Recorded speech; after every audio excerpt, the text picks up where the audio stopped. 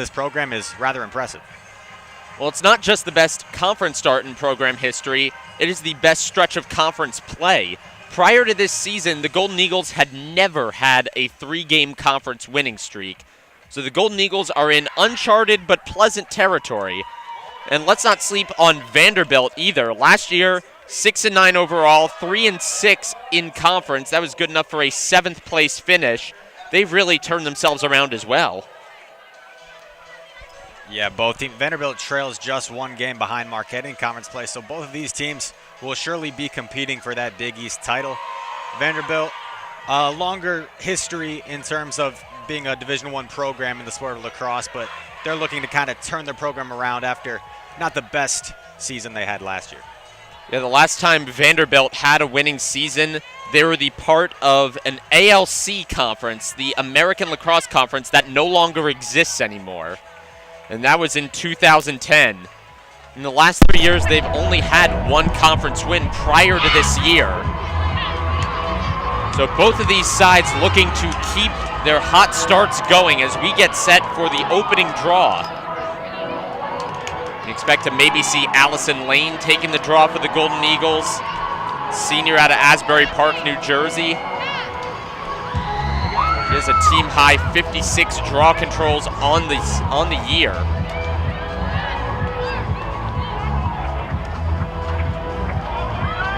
And trotting alongside her is Kayla Peterson for Vanderbilt, the senior out of Hagerstown, Maryland. Their leading goal scorer, 45 on the year. And it will be Peterson and Lane to take the opening draw control as we get prepared for a Sunday tilt at the Valley Fields Dome.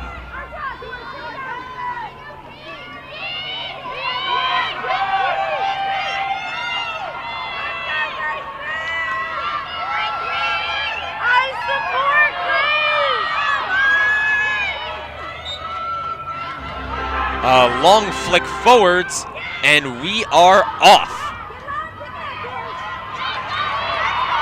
Ball controlled by Kate Sacadato. Passed on over around the perimeter, and now Marquette will set up its offense. Trying to run it quickly before Vanderbilt's defense gets settled. Sacadato closely marked by Frankie Angelari out of Morristown, New Jersey. That'll be the first foul of the game, so a free position, although not really from a goal-scoring position.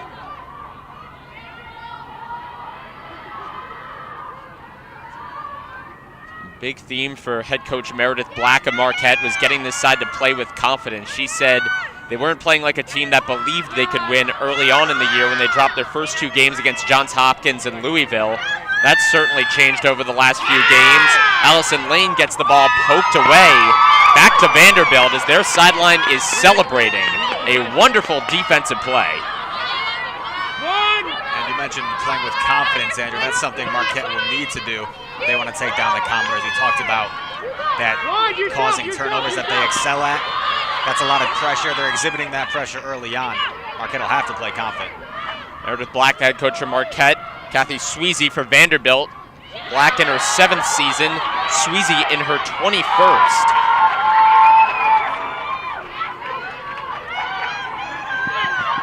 And matriculating her way down the field is Menzuber.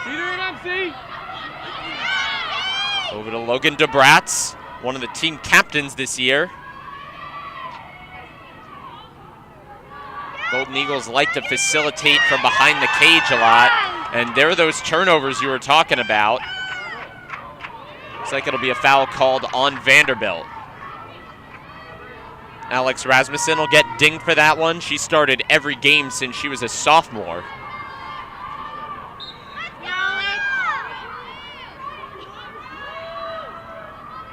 28 minutes left until halftime. We play 30-minute halves in women's lacrosse as opposed to 15-minute quarters. That'll be a foul called on Vanderbilt. So a free position for Kate Sacadato just inside the 12-meter. Grace Bell in goal for Vanderbilt. She started her 5th game in a row. One-on-one with Sacadato, and she doesn't get her stick anywhere near it. Kate Sacadato with her 17th goal of the year, and the Golden Eagles take a 1-0 lead, 27:59 left until halftime. A little reckless early on from Vanderbilt on defense. They commit a foul, gives an opportunity, and Marquette capitalizes on it, 1-0. Well, usually the Golden Eagles are the team that's fouling a lot.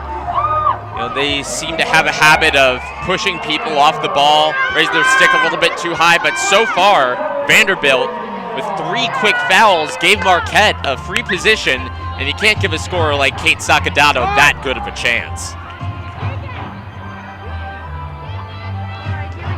Sacadato played on the Italian national lacrosse team over the summer. She got some international experience. What stands out to her from her experience there is whenever someone scored a goal, her teammates would chant, "Ce l'abbiamo solo noi," which means in English, "We are the only ones that have you." And that could certainly be said about the Golden Eagles right now, as Kate Sacadato gives them the early lead. And another draw poked high into the air, controlled by Allison Lane, and it looks like she'll try and press the advantage while Vanderbilt is scurrying to get their defense set up. Marquette is 6-2 in games where they win more draw controls than their opponent. Here's Gabriel getting the ball poked out right onto the stick of Grace Bell. In transition, Vanderbilt pressing forward. Julie Blaze over to Gwyn Devon and tried to go backdoor to Hadley Brown, but she couldn't corral it. Marquette takes it away. Almost a very nice sequence there. Found the cutting Brown pass was just a little bit off the mark. Well, Kathy Sweezy likes to run this Vanderbilt team at pace. She says the more unsettled we can get the opposing defense, the more we can get them not paying attention to cutters, the better. That very nearly happened. 1-0 Golden Eagles, 26:53 left in the first.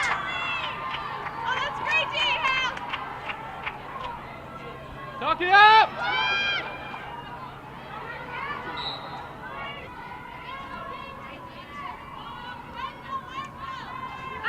There's Gabriel. Isolation play being run for her. She's dangerous on those. Vanderbilt quickly sliding a double. She's forced to give it up. 30 seconds remaining on the shot clock. There's a 90-second automatic shot clock in the women's game, as opposed to a 30-second shot clock turned on at the ref's discretion in the men's. That's a turnover and a loose ball push on Marquette. Possession going back to Vanderbilt. Hey, great double, Hal. More! Good double. With the ball on her stick, Kayla Pruitt, senior out of Morristown, New Jersey. 10 goals for her on the year.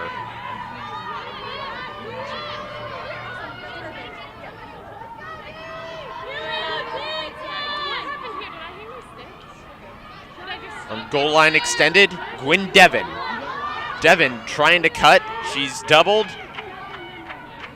Pass back to the top, and Melanie Becker. Over to Emily Mathewson, one of the leading goal scorers on this team. Now Julie Blaze has it. Being harried all over the field by Jocelyn Miller, one of the younger players that head coach Meredith Black said has impressed her with her toughness. That'll be a foul called on Marquette. So a free position opportunity upcoming for Vanderbilt.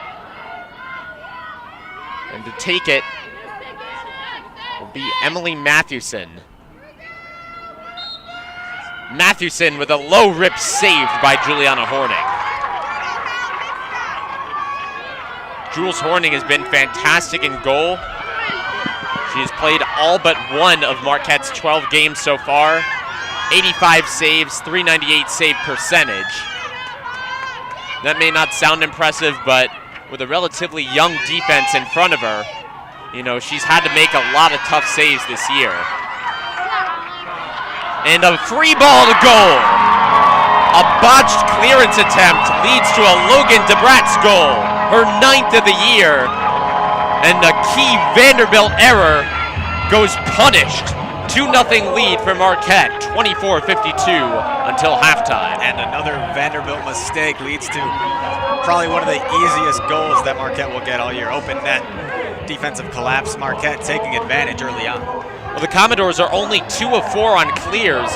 Like you said, I don't think the goals get any easier than that. It bounced right in front of the net, right into Logan DeBratz's stick. And then she basically had an open goal because Grace Bell came a little bit out of her area to try and chase the ground ball. So it's 2-0 Golden Eagles. Vanderbilt has looked a little bit out of sorts, trying to maybe run their offense a little bit quicker than they're capable. But we shouldn't sleep on this Vanderbilt team because they were down 2-0 against Cincinnati at the start of the last game. We all know how that one turned out. They won 17-6.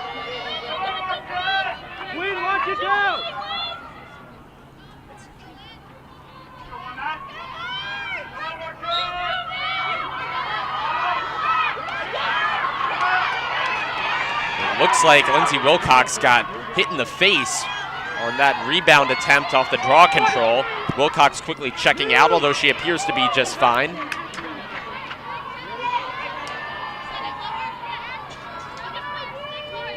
Fournier dishing it back to Kayla Peterson.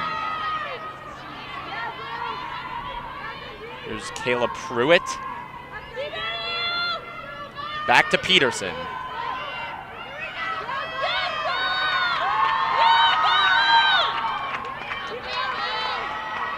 Working around the perimeter, Gwyn Devon coming around to pick from her teammate Emily Mathewson, shuffled around the cage. The shot clock seems to not be working, and they're gonna maybe pause the game while they take a look at that. 50 seconds left on it, then it seemed to stall out for a couple seconds, although it seems that there was a foul called anyways. Ball on the stick of Gwyn Devon. 2-0 Marquette, 24 minutes, 7 seconds to go until halftime. Devon, the sophomore out of Westfield, New Jersey, will just pass it behind the cage. Vanderbilt will resume their normal course of play, although I think they could have taken a shot there if they wanted. Julie Blaze cut off, now back to Gabrielle Fournier.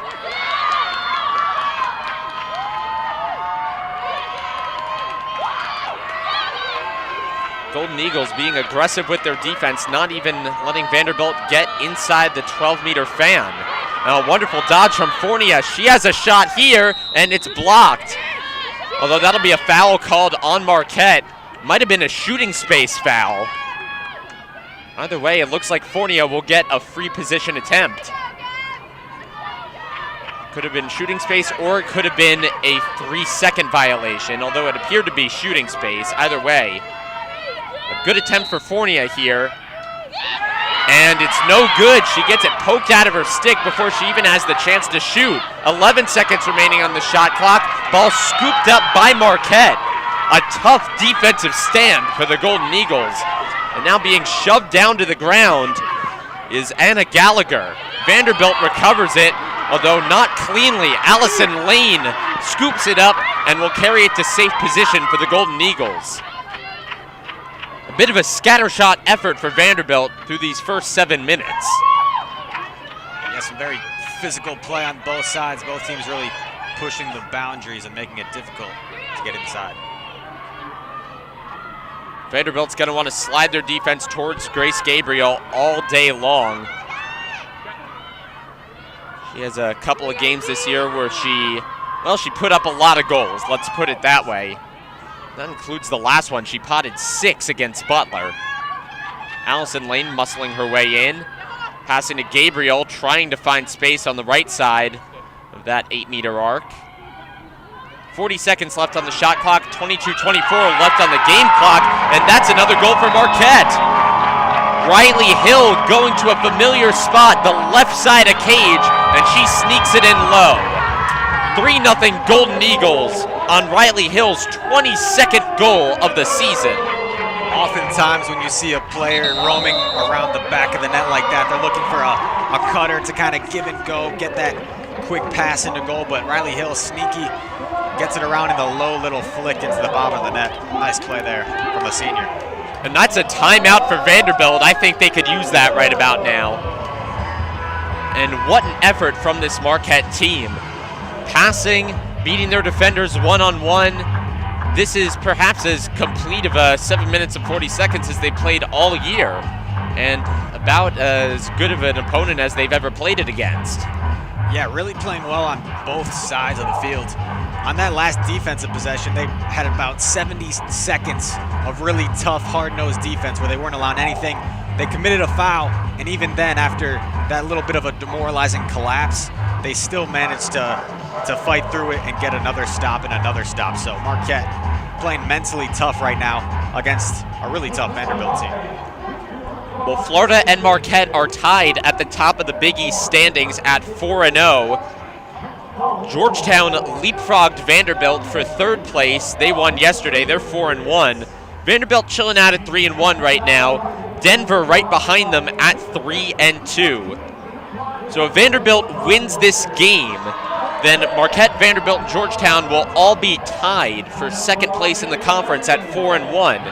If Marquette wins this game, they move to 5-0. Georgetown stays in third. Vanderbilt and Denver will be tied at 3-2. Golden Eagles have 5 conference games left before the Big East tournament.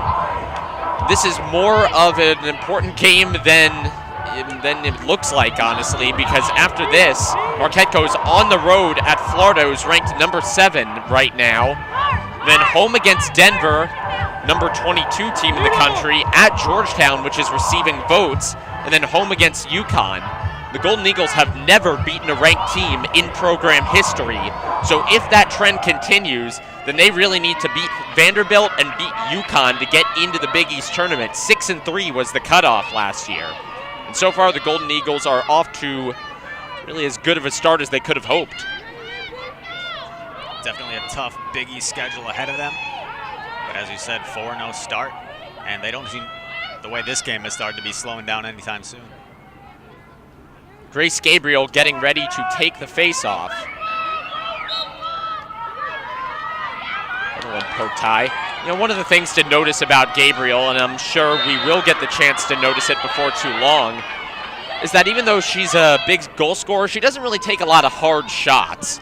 You know, usually when you have players averaging 48, 50 goals through this part of the season, they're, they rip the ball hard.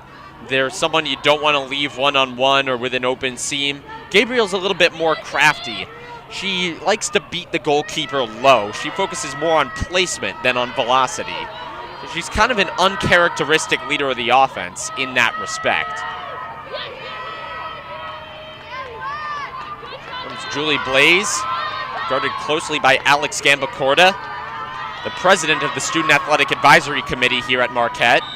Do a lot of great philanthropy work. Foul called on the Golden Eagles.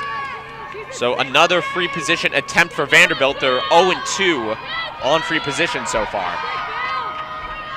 And to take it, it'll be Emily Mathewson, the sophomore out of Grand Valley, Pennsylvania. Mathewson with a rip and a goal.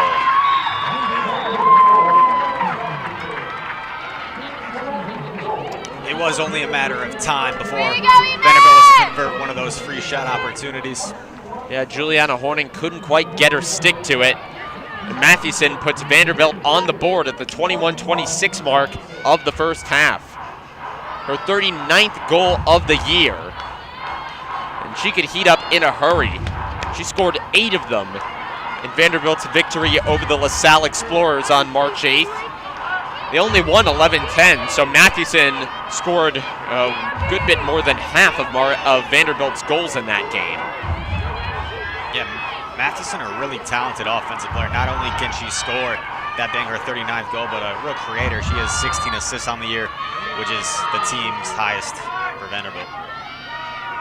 Yeah, teams are so worried about Kayla Peterson that they kind of roll the defense off of her. And if Mathewson can find a crease, then she'll be able to distribute better. Grace Gabriel picks up that draw control. Golden Eagles have a 3-2 advantage in that category. Julie Mel! Yeah, guys! Sacadato looking for someone to pass it to. They find it in DeBratz.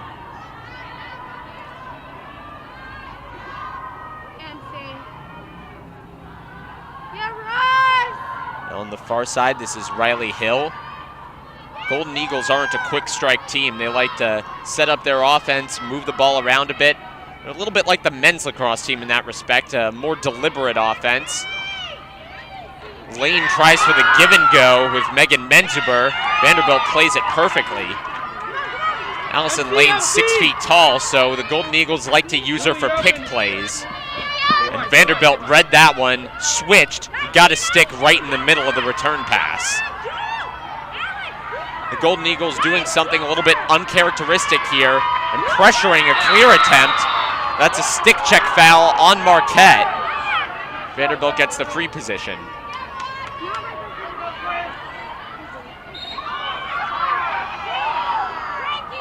Coach Black from Marquette said the Golden Eagles weren't going to really intensely pressure a lot of opposing clears this year. They didn't really have the personnel to do it, but she at least wanted them to, have the opposition eat time, make those clears a little bit difficult at least.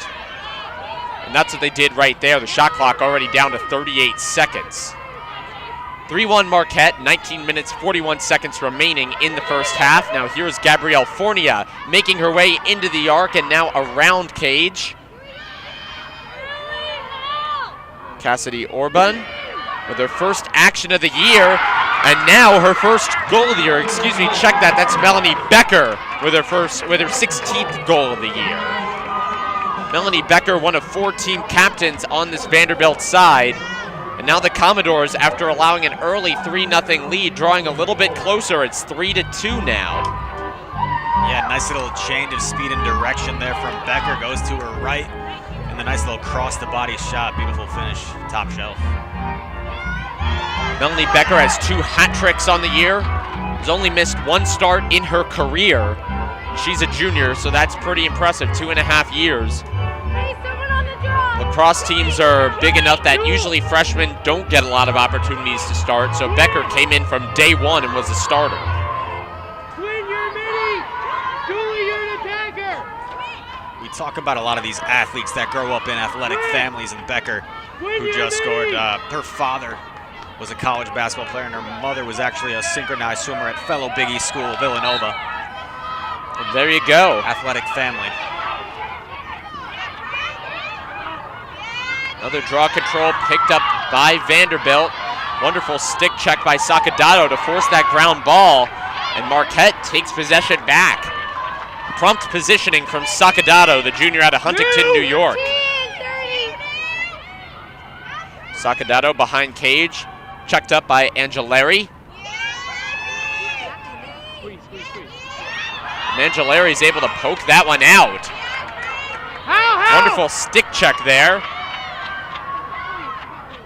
A lot of this Vanderbilt team came out of Morristown, New Jersey. Angelari among them, one of 5 Commodores to play at Morristown High School. It's another foul called on Marquette. As Gabrielle Fournier shoved down to the ground for Vanderbilt. 9 fouls called on Marquette, 4 for Vanderbilt.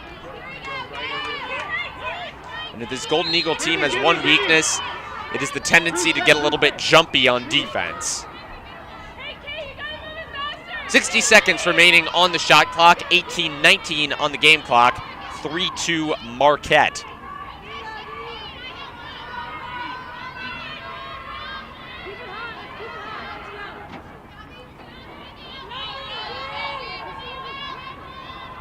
This Commodore team only lost by 1 goal to number 7 Florida a week or 2 ago.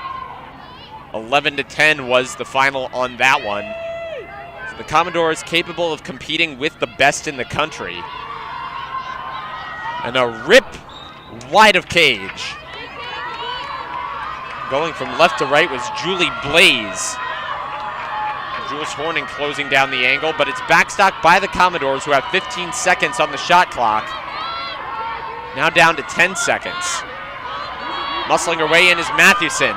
Double team, Mathewson trying to get it into Fournier, who turns around and scores. Gabrielle Fournier, the 5-foot spark plug out of Mount Laurel, New Jersey, with her 14th goal of the season, and all of a sudden, it's 3-3. Yeah, 5 feet tall. I think she was hiding, and Marquette didn't see her. Came out of nowhere, got the pass, and a nice quick turnaround finish. 3-0 start for Marquette. Vanderbilt just like that, right back in the game. Well, it seemed like there was some traffic in front of the cage, and if you look at it from Juliana Horning's perspective, she was probably so focused on the people right in front of the cage that I think you're right. I think it would have been hard to see Fournier with the 2 players blocking her vision. Go, go, go, go, go, go, go, go, go. So a wonderful play by Fournier, the alertness to grab the ground ball and shoot that one into the net. In case you're just joining us, 3-all, 17 minutes, 25 seconds until halftime. Goals for Vanderbilt coming from Emily Mathewson, Melanie Becker, Gabrielle Fournier. For Marquette, Kate Sacadato, Riley Hill, Logan DeBratz.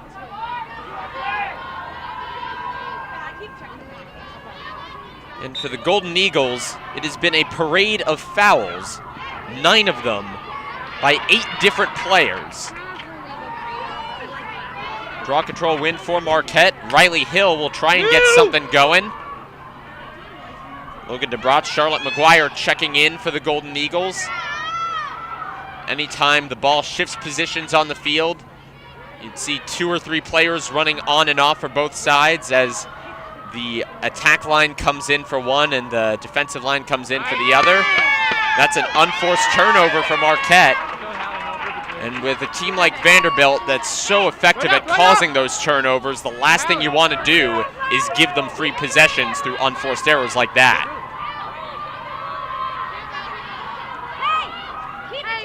Far side of the field, Melissa Hawkins.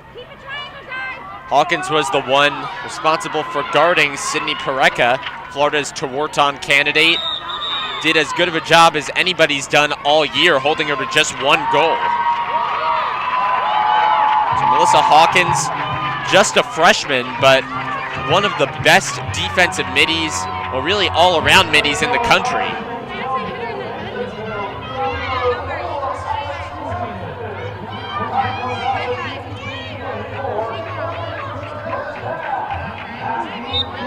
So Grace Gabriel will start back up after that Vanderbilt foul. Turning the ball down the field, Lane Dolan. Vanderbilt pressuring this clear attempt. You can see why they're one of the best in the country in causing turnovers. We got 7 or 8 girls all packed in the midfield, and at least forcing the opposition to burn some time off. On that last foul, Alex Rasmussen for Vanderbilt was given a yellow card for a high stick.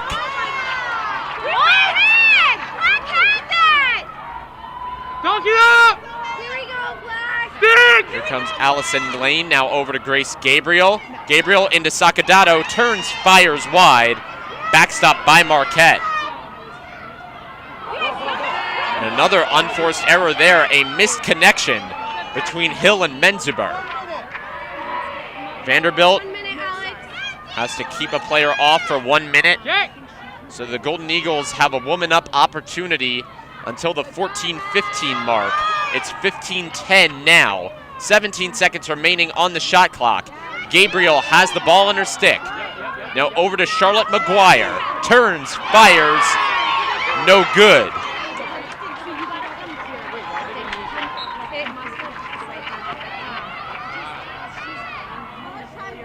The Golden Eagles will get a new shot clock, 90 seconds. 15!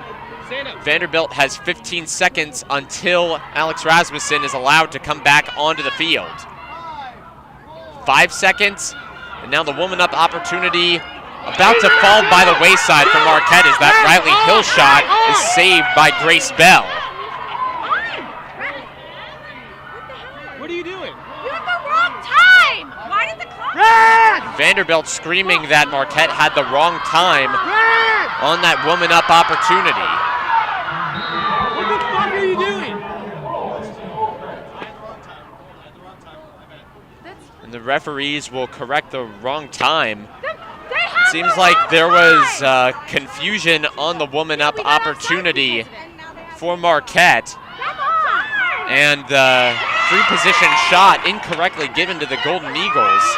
Allison Lane saved away by Grace Bell.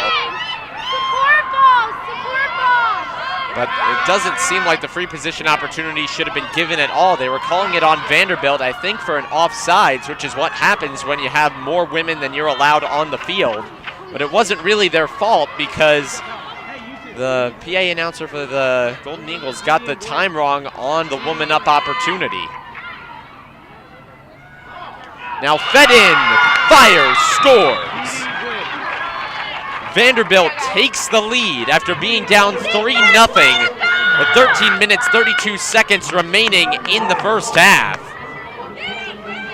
And that's another goal with the player coming from the backside of the net and the quick turnaround, not giving the goalie much time to react.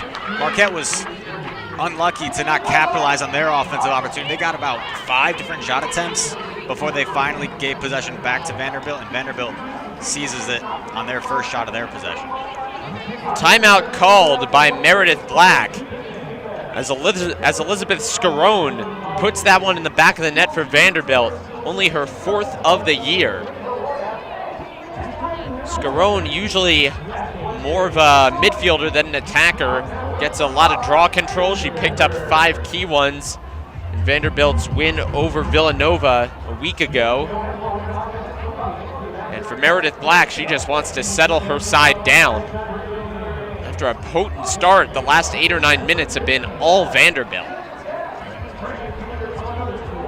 The Golden Eagles trying to get back to what they know on offense, although it's tough with Grace Bell doing such a wonderful job in goal for Vanderbilt. Bell logged a career-high 9 saves against Oregon 2 weeks ago. She was injured her first year on campus, so she got kind of a later start than some of the other goalkeepers on the roster, Madison Foglio, Emily Argyle. But she has come on strong in the last couple of games. And actually, Vanderbilt has kind of shuffled their goalies in and out. Lily Argyle started the first few games, and then it was Madison Foglio starting 5. She hasn't been in net since the Florida game on March 18th. Then ever since then, it's been Grace Bell and only Grace Bell. She showed her prowess, preventing Marquette from scoring on that woman-up opportunity. So after 3 straight goals for Marquette to start the game, it's been 4 straight for Vanderbilt. 4-3 doors, 13 minutes, 32 seconds remaining in the first half. The Golden Eagles desperately need this draw control. Allison Lane, Margaret Fee to take it. Not usual to see a defender taking a draw control, but that's exactly what Vanderbilt's doing with Margaret Fee, senior out of Needham, Massachusetts. Sorry about yelling. Started for all 3 years prior to this one. Named to the New England Under Armour All-American team in high school, so Commodores knew she was going to be good coming in. She has lived up to her promise. That one flicked high in the air and picked up by Fee. 4 all in terms of draw controls. Margaret Fee tried to dive and see if there's an opportunity to maybe get a shot off, but she'll facilitate. Now ball going over to Fournier. Foul called on Marquette while Kayla Pruitt had the ball. Free position shot just from outside the 12-meter fan.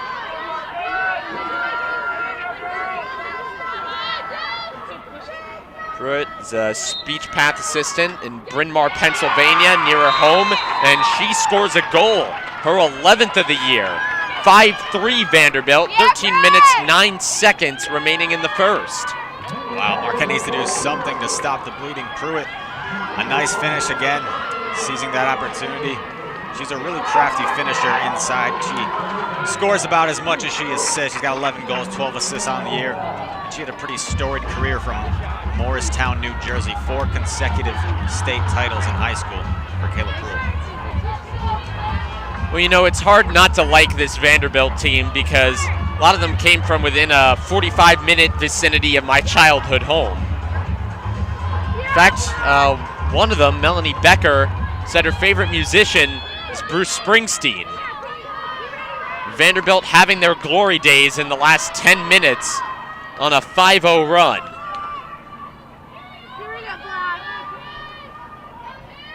The Golden Eagles just need to settle down. and at least try and get some possession.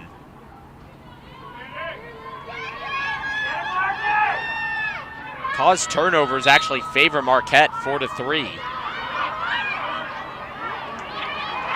Gabriel picks up that draw control, shuffles it over to Menzuber. New! 30, Julie, you're good. You got her. Clear out, right-hand side, over to Charlotte McGuire.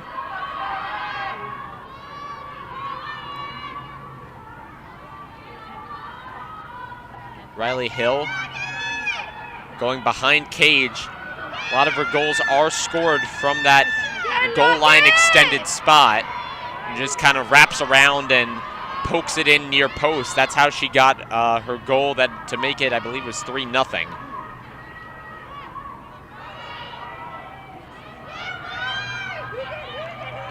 Gabriel, round a screen from Lane. Vanderbilt doing a nice job shutting Grace Gabriel down. Melissa Hawkins face guarding her. Hawkins is one of the most talented defenders in the conference. I contend if she doesn't get all Big East, then the coaches haven't been watching her closely enough. 20 seconds left on the shot clock, 11:53 on the game clock, 5-3 Vanderbilt. Yeah, Hawk. Knock it up! 12 seconds remaining on the shot clock. Now over to Gabriel. Sure, she's going to have to create something on her own here. 5 seconds on the shot clock. Ball poked out, foul called. So Grace Gabriel will get a free position here. Great job by Gabriel creating something out of nothing as the shot clock was soon to expire. Now Marquette with an opportunity. Well, it's a free position from outside the 12-meter fan, but with 3 seconds on the shot clock, it's better than nothing.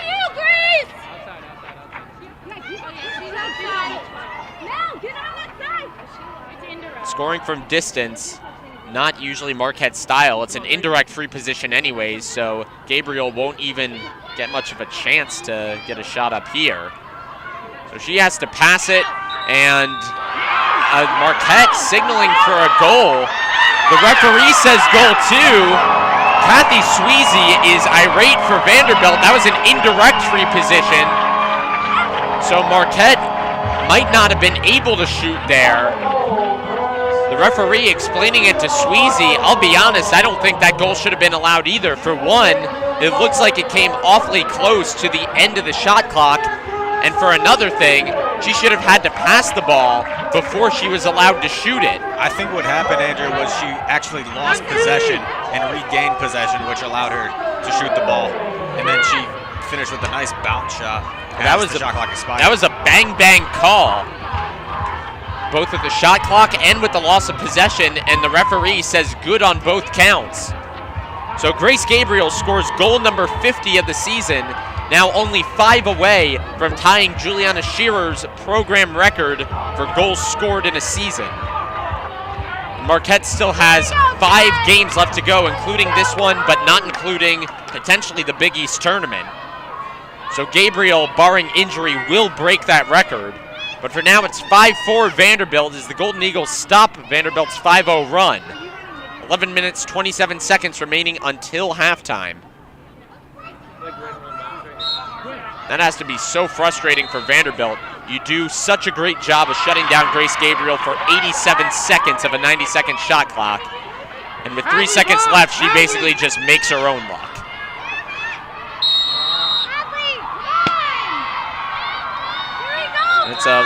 That's a push called on Vanderbilt. Hadley Brown will get dinged for that foul. Brown, the junior out of Baltimore, Maryland. Played ice hockey in addition to lacrosse. Someday wants to climb Mount Kilimanjaro. But climbing back from a 3-goal deficit on the road against Marquette is at least a good start on that journey.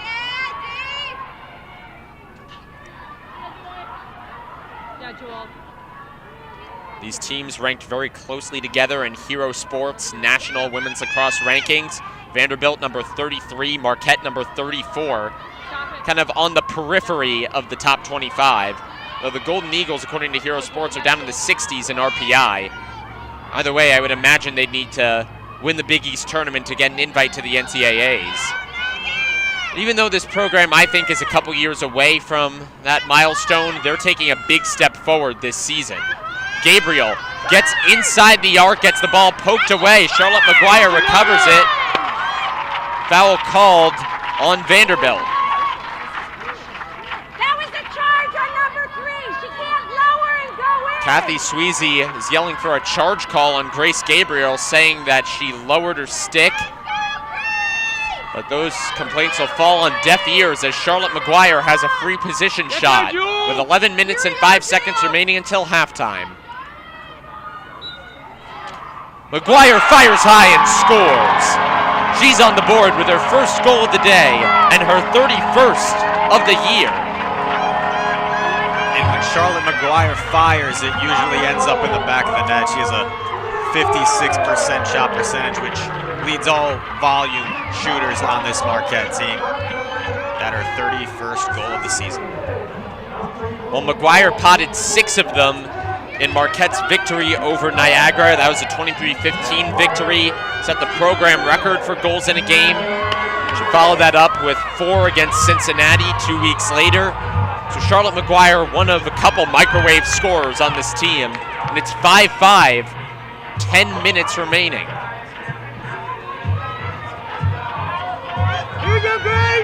And it behooves the Golden Eagles to keep on scoring goals because they have not won a game this year in which they've scored less than 10.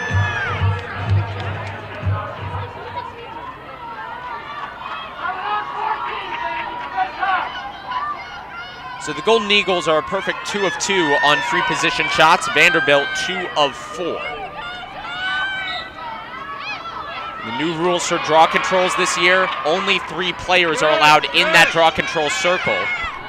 Used to be that after the draw was taken, as many players as you want could rush in there. That created a high risk of injury, someone, I guess, getting bunked on the head with a lacrosse stick. And the NCAA limited the number of players for that reason.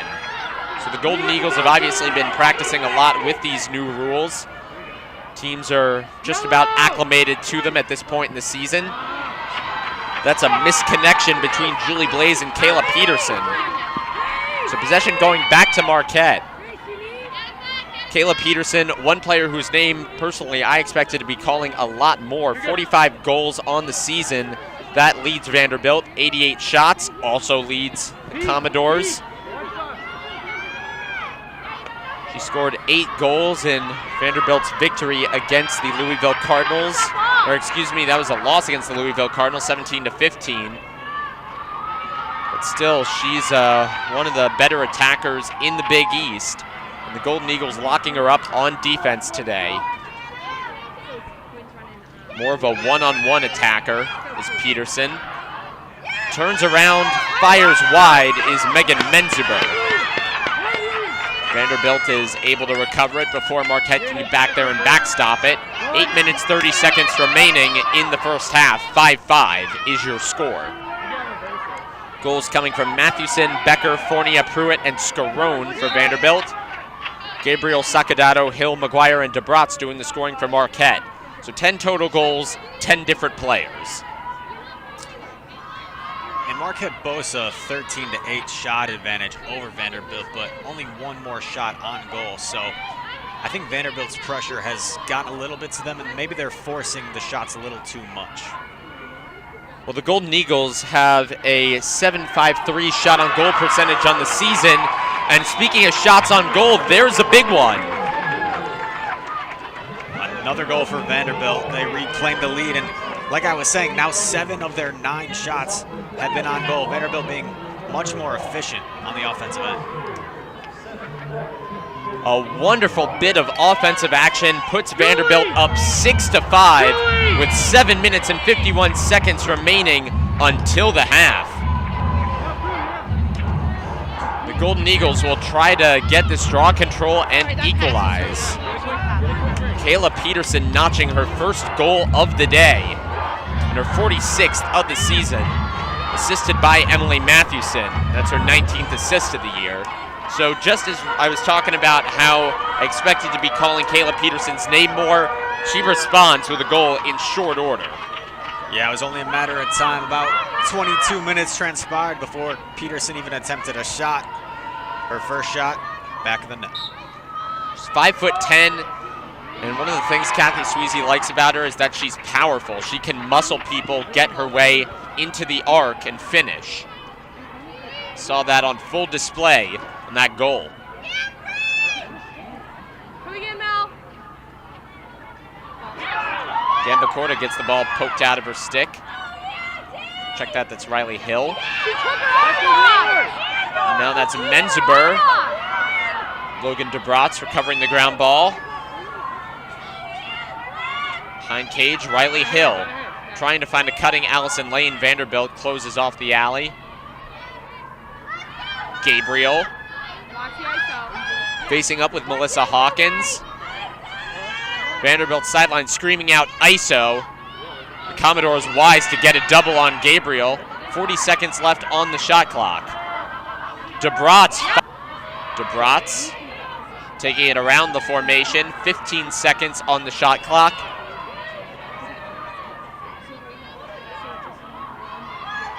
Charlotte McGuire has a one-on-one opportunity here, and what a rip from Charlotte McGuire.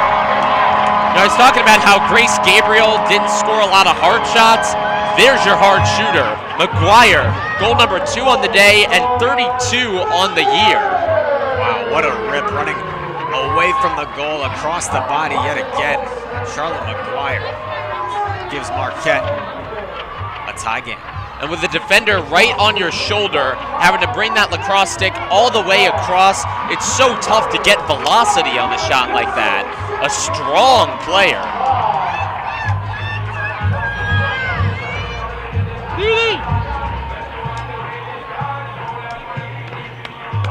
So the shot margin 15-9 in favor of Marquette. Shots on goal only 8-7 in favor of the Golden Eagles. Marquette's taken 8 of 12 draw controls. They've outdrawn Big East opponents by a pretty comfortable margin, 67-44, coming into this game. Yeah, Marquette's 7th in the entire country in draw controls per game, and I think that stat right there, them leading 8-4, has helped them get back in this one after losing the lead. A contested draw control here going towards Marquette's side. And Vanderbilt will get possession. Loose ball push, the call on Marquette. Wait, don't go on. Go. Kathy Sweezy for Vanderbilt, assisted by Beth Hewitt. Ford Martin. Hewitt primarily working with the defense, Ford Martin with goalies. Assistant coaching staff for Marquette, Caitlin Fifield, Liz Gosley. Gosley, one of the best players in program history. Everyone calls her Biz. 68 starts, nearly all the games she could have started in her Marquette career. So she draws a lot of respect from fellow players, or I guess current players, because they know she's speaking from experience when she coaches them up.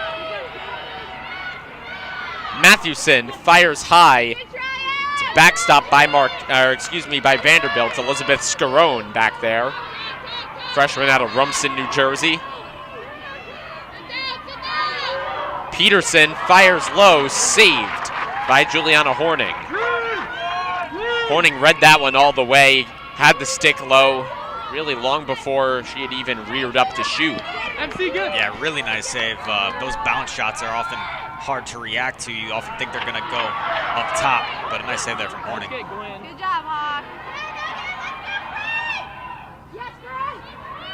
Here's Kate Sacadato. Close defense by Angelari. Ball poked out.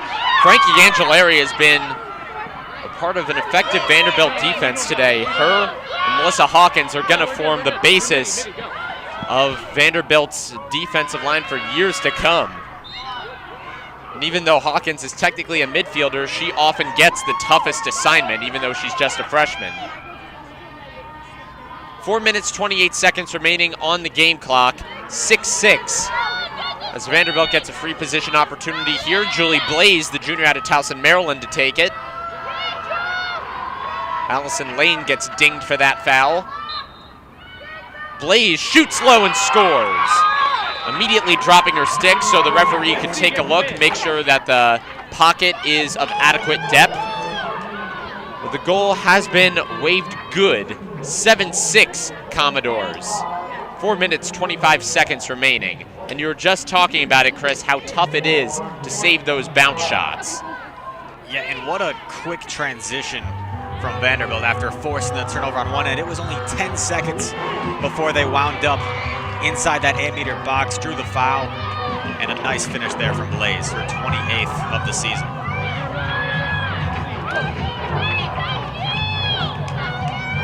One of Julie Blaze's favorite pastimes is singing karaoke.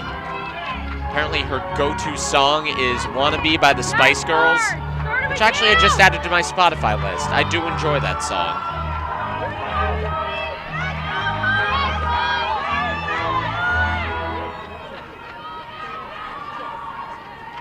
Fee and Lane at the draw control circle.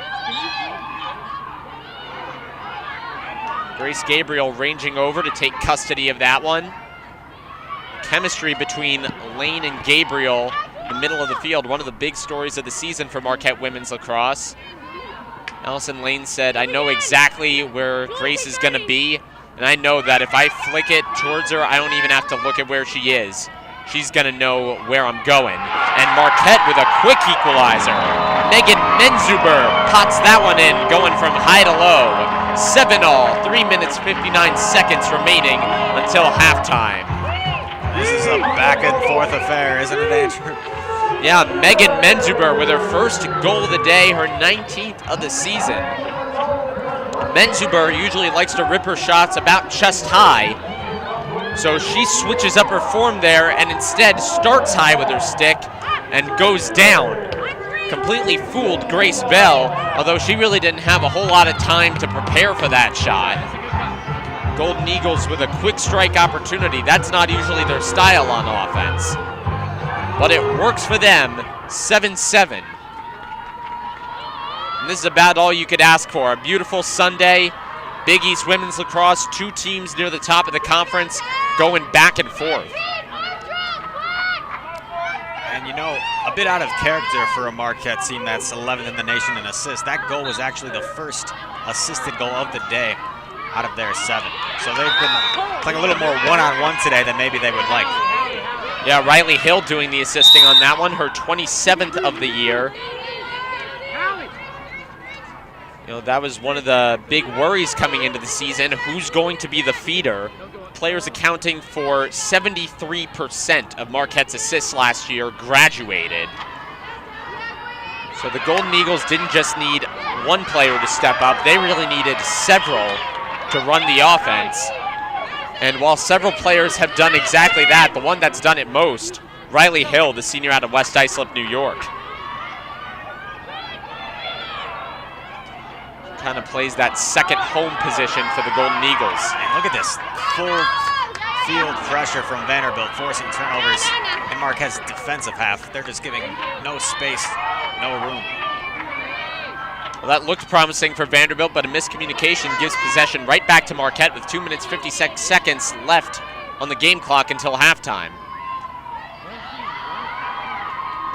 Madison Kane has checked into the game. Kane, the freshman out of Chicago, played basketball and volleyball in addition to lacrosse in high school. Sorry, I hit my... Bounce pass over to DeBratz. Behind cage, it's Riley Hill. Over to Sacadato, 50 seconds remaining on the shot clock. Golden Eagles do like to facilitate from that close goal line extended position, called second home in women's lacrosse.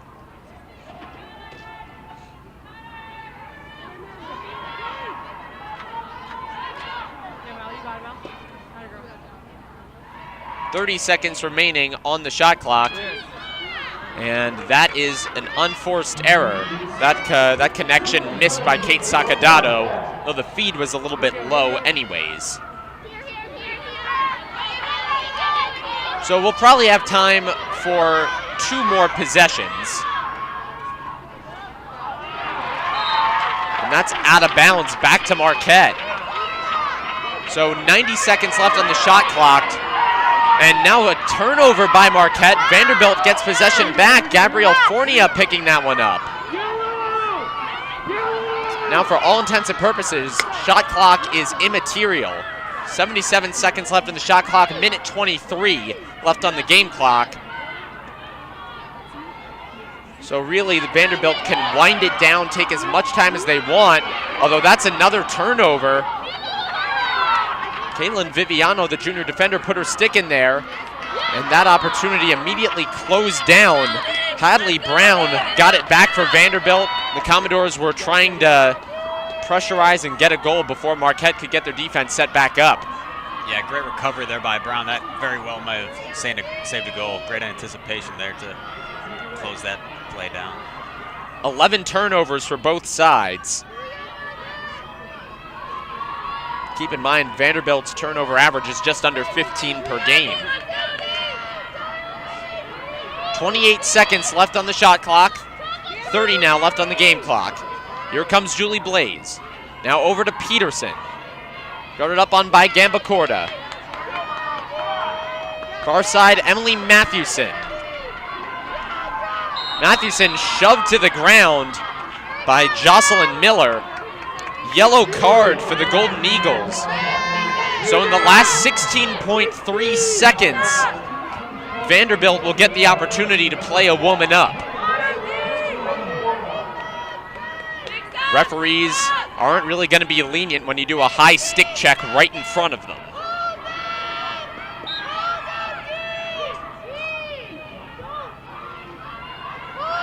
Behind cage, it's Brown. Now over to Gwyn Devon. Shove, double team. Fournier right next to Cage. And taken down again is Melanie Becker. A pile-up. Referee shows a yellow card. And now being sent off for Marquette is Bella Falcone, the sophomore out of Skate Needles, New York. So 2.9 seconds left. Vanderbilt will get a free position opportunity. Trying to go a goal up going into halftime.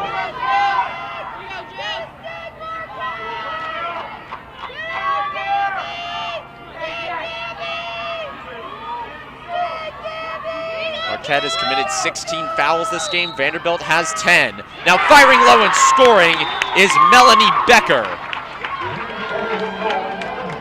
8-7 Vanderbilt. Yeah, that's frustrating for Marquette with just 2.9 seconds remaining. They give up that penalty and suffer a goal, so they will not have the lead, assuming something crazy doesn't occur in this final 1.2 seconds of the first half. I don't think you could even get a draw control, possession, and a shot in that time. So it's Melanie Becker's lucky day, 2 goals to put Vanderbilt up 8-7, presumably going into halftime. But if somebody would like to surprise me by scoring a mid-court or midfield goal with 1.2 seconds left, they should feel free. That could make it on SportsCenter Top 10. I think it could.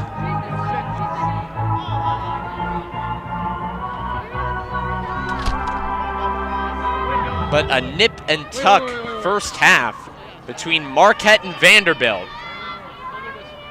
2 Big East heavyweights, or not necessarily used to being Big East heavyweights.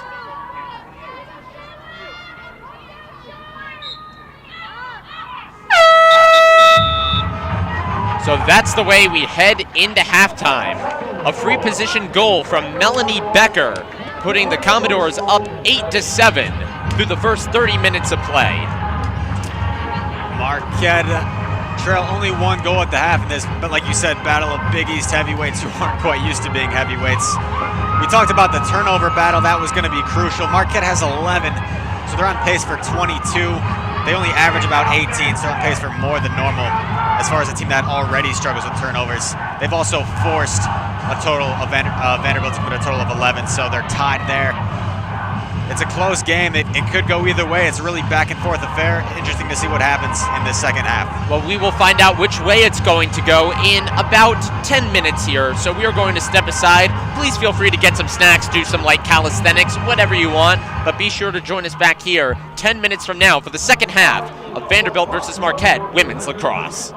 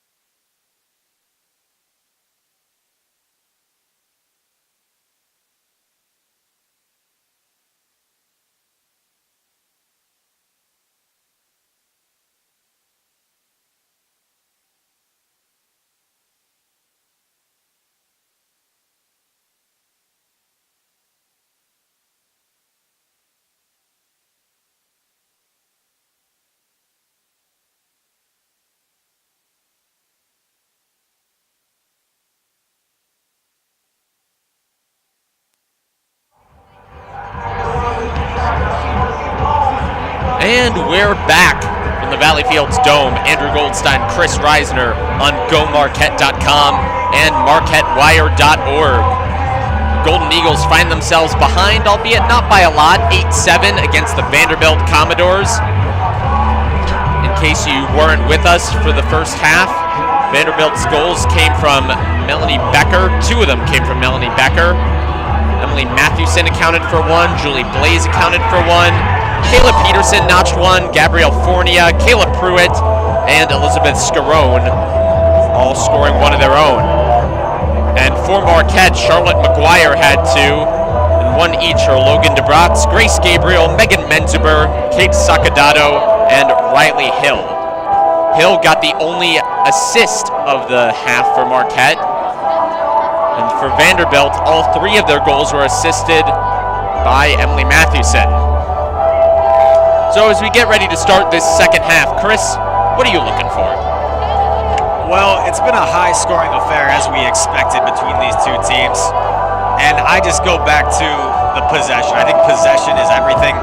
And Marquette's done a rather good job against this Vanderbilt team. They haven't conceded an overwhelming margin in terms of possession. It's pretty even. In terms of draw controls, Marquette is winning 10-6, and the turnover battle is even. Although Vanderbilt has only caused 5 of those.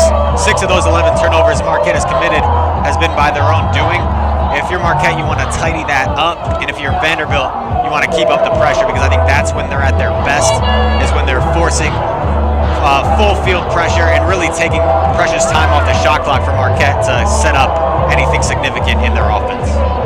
Well, Marquette's huddle was just dancing around to the halftime music, trying to stay loose as we get ready to start this second half. Vanderbilt, usually among the best teams in the country at causing turnovers, 12.3 per game, only 5 in the first half. The majority of each team's turnovers, as you said, Chris, unforced. So both sides could do with a little bit more discipline as the eye of the tiger blares throughout the Valley Fields Dome. This is the last television broadcast of the year on MarquetteWire.org. We will carry some of the remaining men's and women's lacrosse games on radio. Although, quick note, we will unfortunately not be able to do a radio broadcast of men's lacrosse against Notre Dame on Wednesday. There's limited press box space, and Fox Sports is coming to do that game for TV. So, as much as it pains us, we will have to cede our spot to Fox Sports for the day. But we will be back with men's lacrosse at the Valley next weekend against Providence. That'll be on Marquette Radio. And I just want to give a quick shout out to Matt Unger and Tom Hillmeyer for producing these live TV broadcasts all year. We've done, close to 24 of them. And they take a lot of effort, a lot of volunteers, a lot of coordination between various people to set up. I'd also like to thank Patrick Reed at Marquette Athletics for allowing us to do these and kind of acting as our fireman whenever we need something to be troubleshooted. So here we go. Second half, Marquette Vanderbilt. Allison Lane taking the draw control for Marquette.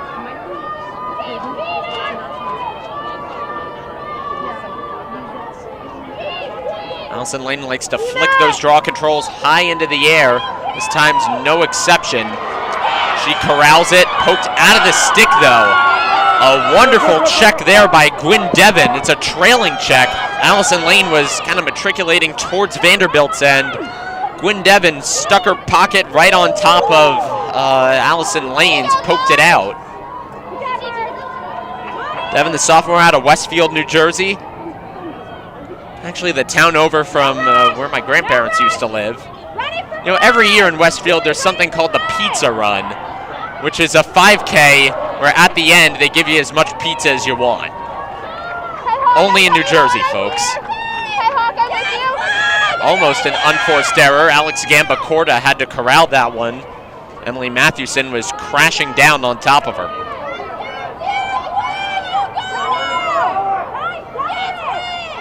Vanderbilt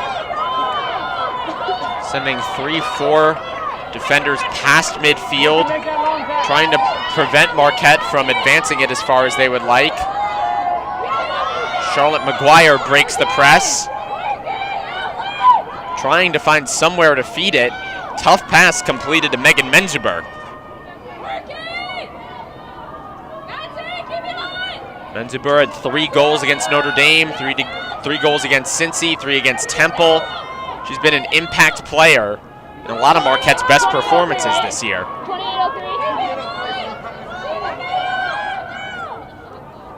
30 seconds remaining on the shot clock, 28-20 on the game clock.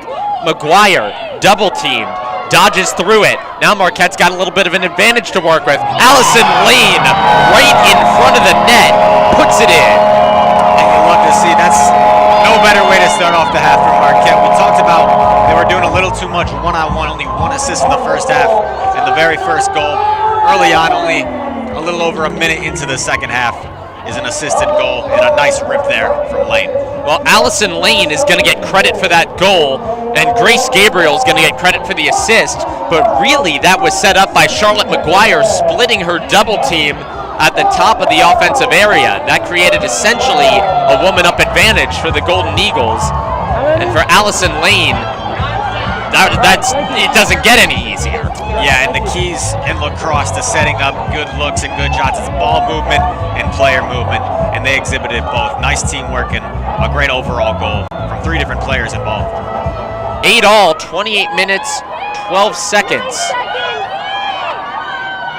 The Golden Eagles actually scored that goal a woman down. Bella Falcone still serving her penalty that she got in the first half. And it's funny to see on those draw control plays, Allison Lane just flicked the ball up and used that 6-foot frame to go up and get it. She oftentimes towers over the opposition. The woman-up opportunity over for Vanderbilt. Golden Eagles get another draw control. That was a misconnection, although there's a reason for that misconnection, and that would be a foul. Allison Lane trying to take that feed, slash to the net, and poke it in. Instead, she'll get the next best thing, which is a free position shot. Yeah, her progress was impeded, and Marquette 2 of 2 on these shots thus far. Margaret Fee will get dinged for the foul. Fee is the tallest defender Vanderbilt's got in their starting rotation, matched up against Lane a lot, and that's a save by Grace Bell. Allison Lane was trying to go near post. Bell read it all the way. Wait, Brew. Grace Bell, woman of the world, goes to school in Nashville from Brooklyn, New York, lived in London for 4 years when she was a kid. Yourself. Go on.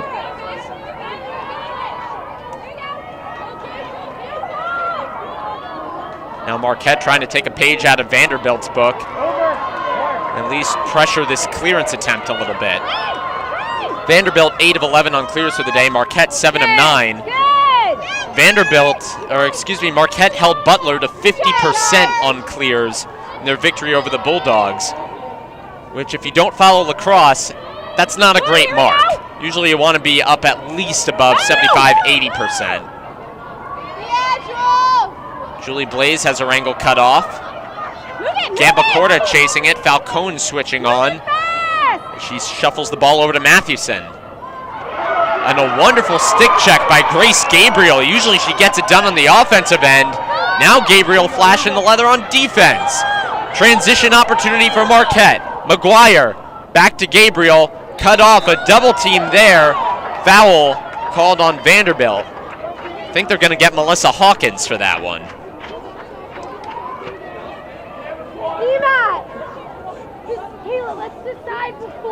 And honestly, with Grace Gabriel streaking down the field, transition opportunity, I think a foul was the right move there. She gets an opportunity right outside the 8-meter. Golden Eagles 2 of 3 on free position shots of the day. Gabriel rips it chest high and scores. And wow, what a sequence there from Gabriel. She looked like a seasoned defender. The way with that stick check on the opposite end. Goes all the way down the field, draws the foul, and a smooth, calm, cool, collected finish for Gabriel. She's a woman for all seasons and all areas of the field. 9-8 Golden Eagles. Grace Gabriel with the goal. She notches her 51st of the year. 26:31 remaining. Now Gabriel only 4 goals away from tying Juliana Shearer's program record for goals in a season. And actually, in order to get to that second place spot, Grace Gabriel had to break her own second place mark, her prior second place mark for goals in a season.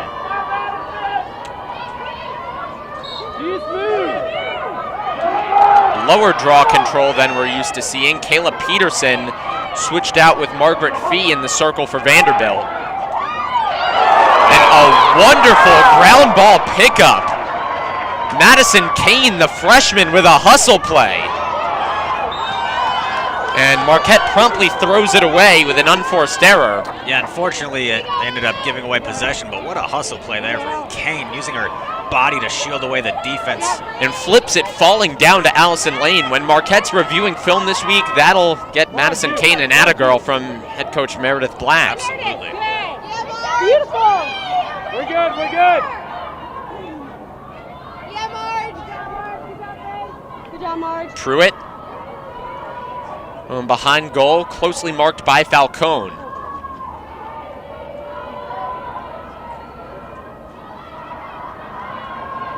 It's Kayla Peterson.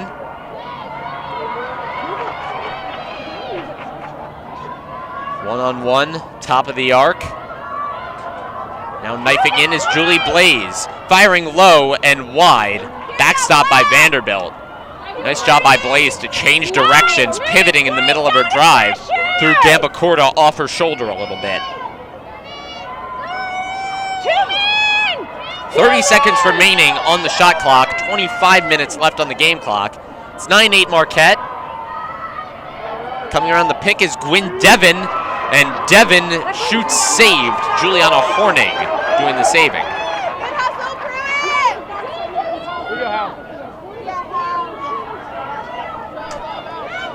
Now Vanderbilt starting up its ride. Marquette trying to break it, and they do so. Lindsay Wilcox. 7 starts on the year for Wilcox. She's kind of a reserve midfielder, but an important one at that.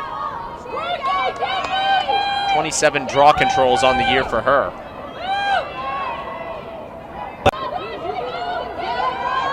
Riley Hill, always so dangerous from that second home position. She's got one-on-one on her side of the field. And it seems like Grace Gabriel was trying to cut near post. Couldn't get it done though, so now Gabriel will have to take custody of the ball, quickly shuffle it over to Menzuber. 30 seconds remaining on the shot clock. DeBratz. Wonderful job of herring her by Hallie Regan. Freshman out of Baltimore, Maryland. A young, scrappy, and hungry defensive line for Vanderbilt.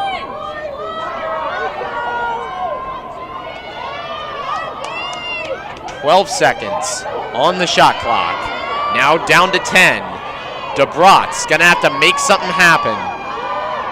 Behind cage, Menzuber shovels it in, and that one's wide. A shot clock violation on Marquette. And for a Vanderbilt sideline that's been looking for some good news through the first 6 minutes and change of this half, that's sure to cheer them up. Yeah, very nice defensive possession there. 90 full seconds, not giving up an inch. Very impressive on the Vanderbilt side. 23 minutes remaining in the game.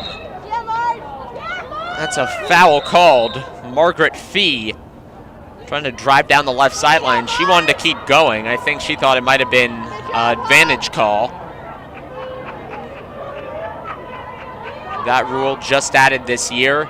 Used to be in women's lacrosse that whenever a foul was called, everybody would just have to stop what they were doing, stay at the same positions they were at. This year, the NCAA introduced advantage calls, free position movement. Get through! A lot of different things for these offenses to consider. And that's a high rip saved. Emily Mathewson's defender fell down, so she had an open crease to goal. Juliana Horning anticipating it, cutting it off. 4th save of the day for her. DeBratz gets the ball poked away, but it'll be a foul called on Gwyn Devon. Devin was in high school in Westfield. She also swam. She was a nationally recognized swimmer, in addition to her lacrosse efforts. Sakadato feeding to Lane, and Lane tried for a quick shot. The ball wasn't even in her pouch. Ground ball recovered. Marquette will get another whack at it with 45 seconds remaining on the shot clock. It seems like the Golden Eagles are really trying to facilitate through Riley Hill in this half. Gabriel with a quick run, shooting saved. It's tough to tell whether or not that one went off post or the edge of Grace Bell's stick. But either way, the Golden Eagles recover it. We'll get a full 90 seconds on the shot clock. And it seems like Allison Lane shot again before she had the ball in her stick, but that's a yellow card called on Vanderbilt. They're going to ding Melanie Becker.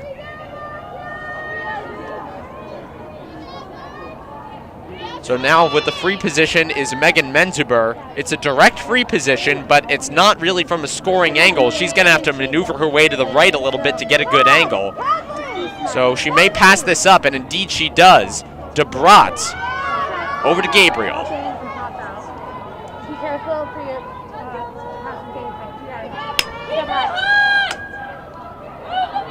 Check that there was no yellow card. Ref put it back in his pocket, so it's just a regular old foul.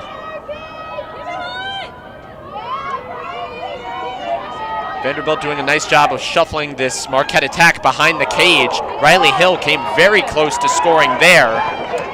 It's a ground ball pickup for Vanderbilt.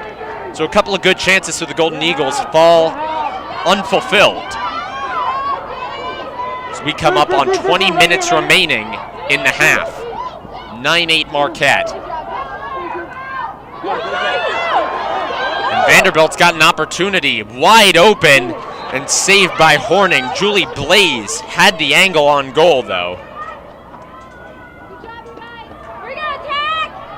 Julie Blaze was the only preseason All-Big East player on this Vanderbilt team. Though after the Commodores' performance this year, one would have to imagine that a couple more will be joining her, at least Kayla Peterson.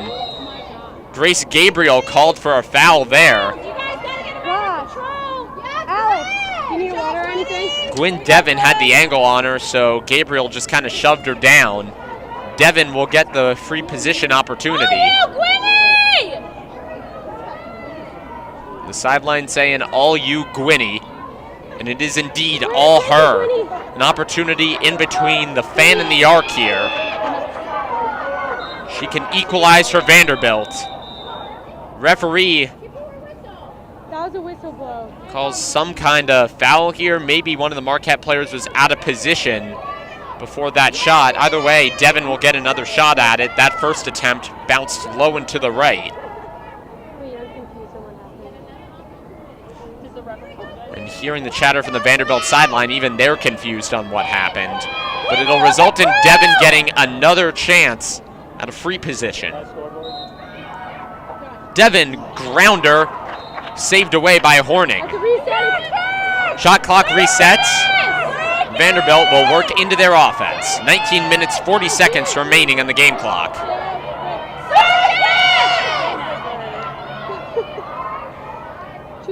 Fornia has a little bit of space to operate. Cedes it to Mathewson. Trying to work on Falcone. She gets by her. Fires high. It's a continuation foul called on Falcone. Didn't want to interrupt Mathewson in the middle of her shot. Vanderbilt successfully backstops it. Have 50 seconds remaining to either score a goal or cede possession back to the Golden Eagles.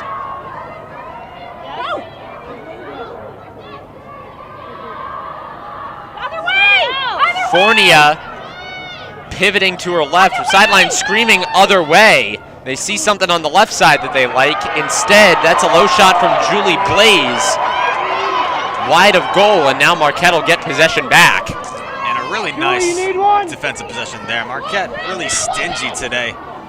Not giving up too much, doing a really good job closing off those angles. Julie, you're an attacker. Well, the offense has always been there for Marquette this year. The defense has been what's new over the last 2 games.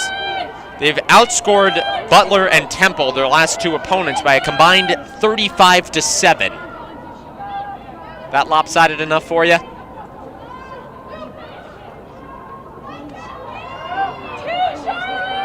Sakadato from that X attack position right behind goal. Vanderbilt's got a lot of traffic around goal line extended. They are determined not to let the Golden Eagles feed from the back line to their cutters. So McGuire tried going one-on-one, ripping that shot across her body. It was turned away by Grace Bell. Fun fact, Grace Bell's dream date, Mark Wahlberg.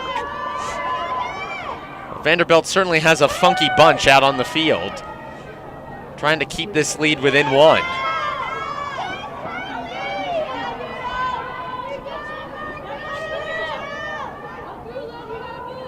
Shuffling it over to Riley Hill, 60 seconds left on the shot clock.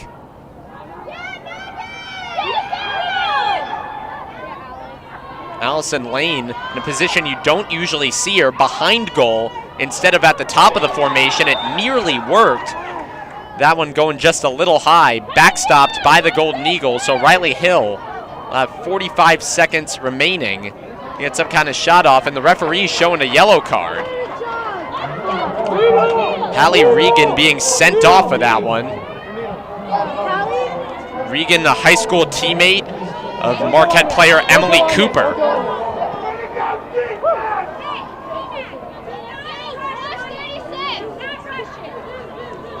Go, go, go, go, go. Both Cooper and Regan played at Notre Dame Prep. It is ranked number 3 in the country in women's lacrosse. That ground ball floating around. It'll be a loose ball push call. Seems like the loose ball push is going to go against Marquette. It's black. It's black ball. Actually, check that. The yellow card's going to go on Allison Lane. They're going to get her for a high stick. So it's actually the Golden Eagles that are going to play with a woman down. Maybe you can attribute it to fatigue, but we're almost halfway through the second half, and after a 15-goal first half, we've only seen 2 here in the second period. So pace of play has seemed to slow down a little bit on both sides. The referee briefly awarded possession to Marquette. After a successful protest from Vanderbilt's sideline, they're going to ding the Golden Eagles for a foul instead. Hey, Marge, just go back. You know, if it seems like we're a little bit confused on the calls sometimes, believe me, we're right next to the Vanderbilt sidelines. Occasionally they are just as confused as we are. Just be an option. Be an option. Forgive me. Nice, Gib.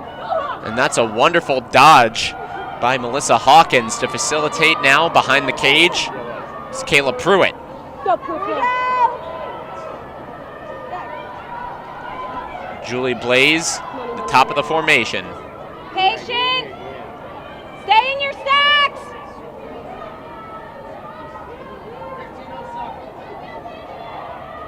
Allison Lane will get to come back on the field at 15:07. We just passed 16:07. So Vanderbilt trying to use this opportunity to equalize, and that was very nearly the one. Kayla Pruitt getting off a nice shot attempt, but Juliana Horning has been, I think the term is on fleek this half. She has been phenomenal. 7 saves, over a 50%, right now at 50% in terms of saves of Vanderbilt shots on goal. So she's been a rock, a sentinel back there in the net. 15 minutes, 30 seconds remaining in the game. Vanderbilt hasn't scored a goal since just over a second left in the first half. That one came courtesy of Melanie Becker on that free position. And if you want to go to the last time Vanderbilt scored a goal within the run of play, you'd have to go back to 4:25 in the first half. So the woman up opportunity is killed by Marquette. Allison Lane checks back in, immediately takes the ball on her stick. Julie, you're going to switch with Gwen again. 20 seconds remaining on the shot clock. Gabriel closely marked. 15 seconds. Riley Hill now. Hill trying to look for a cutter. She's got her stick up. She finds Charlotte McGuire, and McGuire buries it in the back of the net. Riley Hill was pump faking with her stick for a long time, like she expected someone to cut.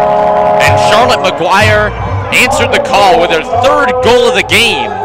Yeah, Riley Hill keeping the defense on their toes. A lot of nice stick feints. Oftentimes, if you get caught on the defense ball watching, you might fall for some of those fakes. And Hill finds the cutting McGuire for another connection. That's the third assist on the day for Hill. Well, Chris, Charlotte McGuire has been the catalyst on offense for the Golden Eagles. There must be something about people named McGuire that are at Marquette. I seem to recall that someone else did pretty well with that last name here. Yeah, legendary coach himself, famous Al. We've got a whole building named after him. Well, if Charlotte McGuire keeps up her performance, they might at least name a room in that building after her.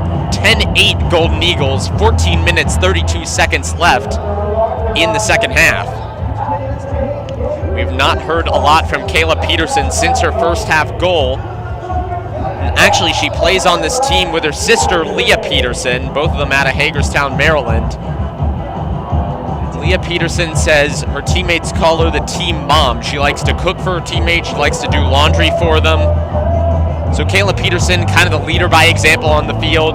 Leah Peterson, more of the off-field leader. And the sisters have keyed a turnaround here this season for Vanderbilt. Combined over the last couple of years, over the last 3 years, Vanderbilt has been a combined 8-15 in conference. This year, 3-1. The Peterson twins, I imagine, have had a lot to do with that turnaround. Yeah, and you need the on-the-field leaders and the off-the-field leaders in any team, and Kayla has certainly been that on-the-field leader, leading this team in goals, but Leah is known for, in the locker room, kind of being, as you said, that team mom, bringing together. And her first goal this season actually came off an assist from her twin sister, Kayla. So how much could you ask for, that twin connection? Yeah, well, playing so much lacrosse together in high school, I imagine they've got great chemistry. And Vanderbilt's going to need all the chemistry they can muster to stop this Marquette team. Charlotte McGuire, who now has her 5th hat trick of the season. And you know, this just displays that there are so many options for this Golden Eagle team on offense. You know, you roll your defense towards Grace Gabriel, you put your tallest defender on Allison Lane, and all of a sudden, you're running short on options to stop Charlotte McGuire, to stop Riley Hill, both of which have over 20 goals on the year. After this, the Golden Eagles get ready for their toughest test of the year at Florida on Saturday, number 7 in the country. Last time Marquette played a ranked team, March 10th against Northwestern, the Wildcats made catnip out of them, 20-9.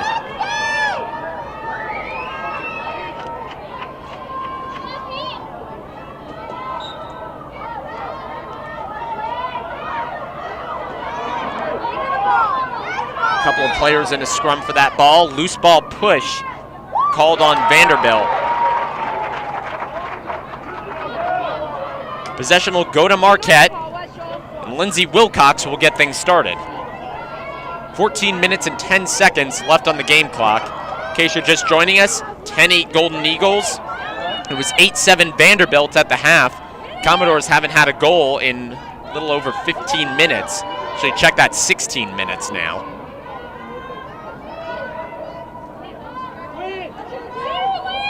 Menzuber, one-on-one. Allie Regan checking her on the perimeter, forcing her behind the cage. Regan scored her first goal against Fresno State earlier this year. Not just her first of the season, the first of her career.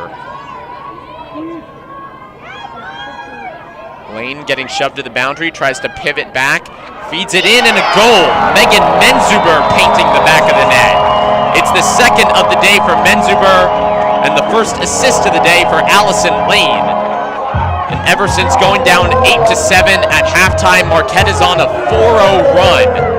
11-8 Golden Eagles, 13 minutes and 21 seconds remaining. Yeah, really sharing the ball well and getting it done on both ends. 4-0 run, like you said. And Vanderbilt has been in a real scoring drought since the end of the first half. Not really been able to get much going offensively. Well, it's tough when the Golden Eagles just take the draw control, go right down the field and score. Marquette is up 13-7 in draw controls. So the people on the box score that everyone's going to pay attention to are the ones who got the assist and the ones who got the goals. But really, Allison Lane has been killing it from the circle today. As she does again.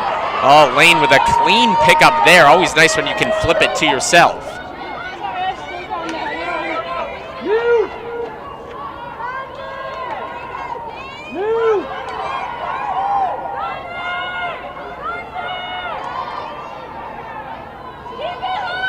DeBratz shuffling it around the perimeter. Marquette's had a lot of success looking for a cutter inside that 8-meter arc. Although that's an unforced error from Menzuber. Ball just slipped out of her pocket. And that's a pickup from Hallie Regan. So Vanderbilt will try and settle down, maybe get some kind of counterpunch. With only 12 and a half minutes left, they're going to have to start soon. Quinn, stay outside. Here's Margaret Fee. You're good.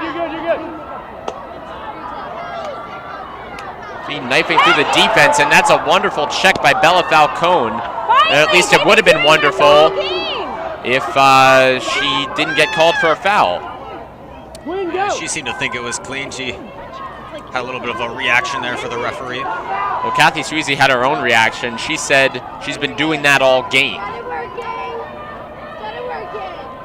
So two teams, two different opinions of how the officiating is going so far. As it always seems to be. Yeah, I don't think I've ever seen a side that was totally happy with the officiating in any given game. And a yellow card given to Jocelyn Miller. That's going to be charged for the high stick. Gwyn Devon will have an opportunity to restart. And Vanderbilt will really look to capitalize right now with Marquette a woman down. Keep the stacks. Referee signaling 2 minutes of a woman up opportunity for the Doors. 11 minutes, 41 seconds remaining on the game clock. So this is a perfect opportunity for the Commodores to try and get one back. Find it! Find it! Money! And that's going to be a shooting space foul on Marquette. One of the things that Gabrielle Fournier is so good at is pump faking. And if anybody is in her path, it doesn't matter whether she shoots it or not. They're going to get called for a shooting path foul. So a little bit of chicanery, giving Vanderbilt a free position opportunity. Fournier cut off. Shuffled over to Peterson.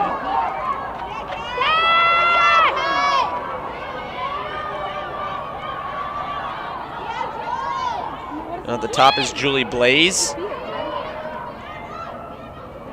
Peterson knifes in, fires wide.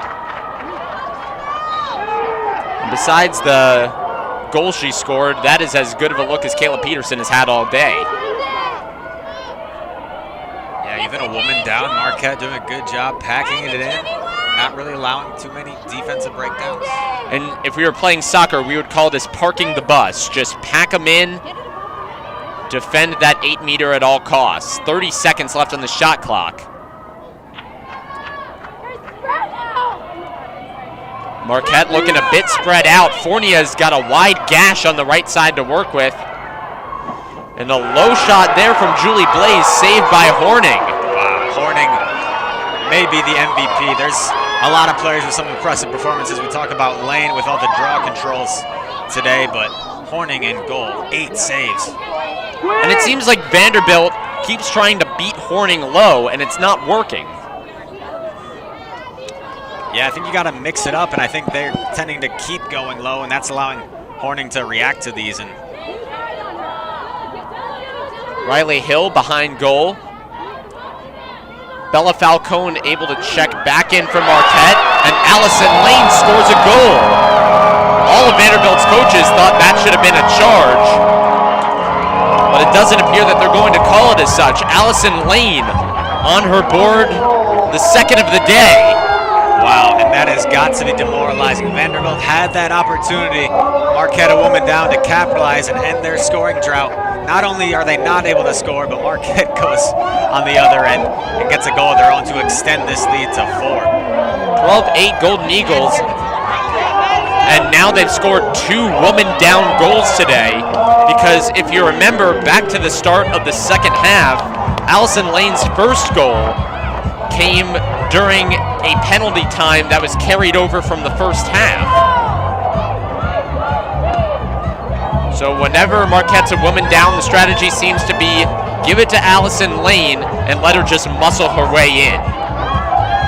It's 12-8 Golden Eagles, 9 minutes 50 seconds left in the game, and 5 seconds left on the penalty.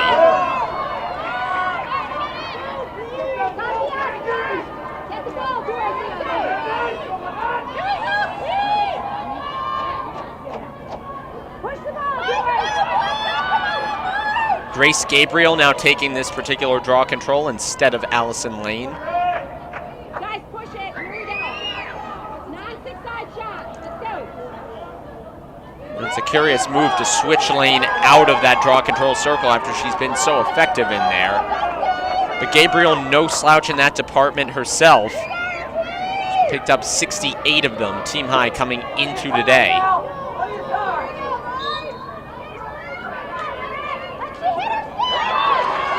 That's a clean scoop for Vanderbilt. Kayla Peterson. And now she gets the ball taken away. Megan Menzuber with a hustle play. And with Vanderbilt struggling to possess the ball out of the draw controls anyways, it doesn't help when you keep that stick back and let Marquette poke it out. So the Golden Eagles kill another penalty opportunity. 9 minutes, 20 seconds remaining.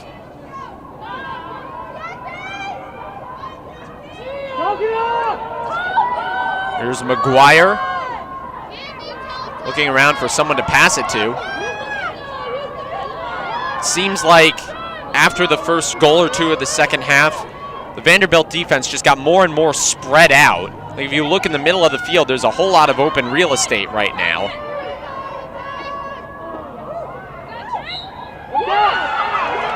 Ball goes back to Vanderbilt to cause turnover. Frankie Angelari putting her stick in the middle of that pass.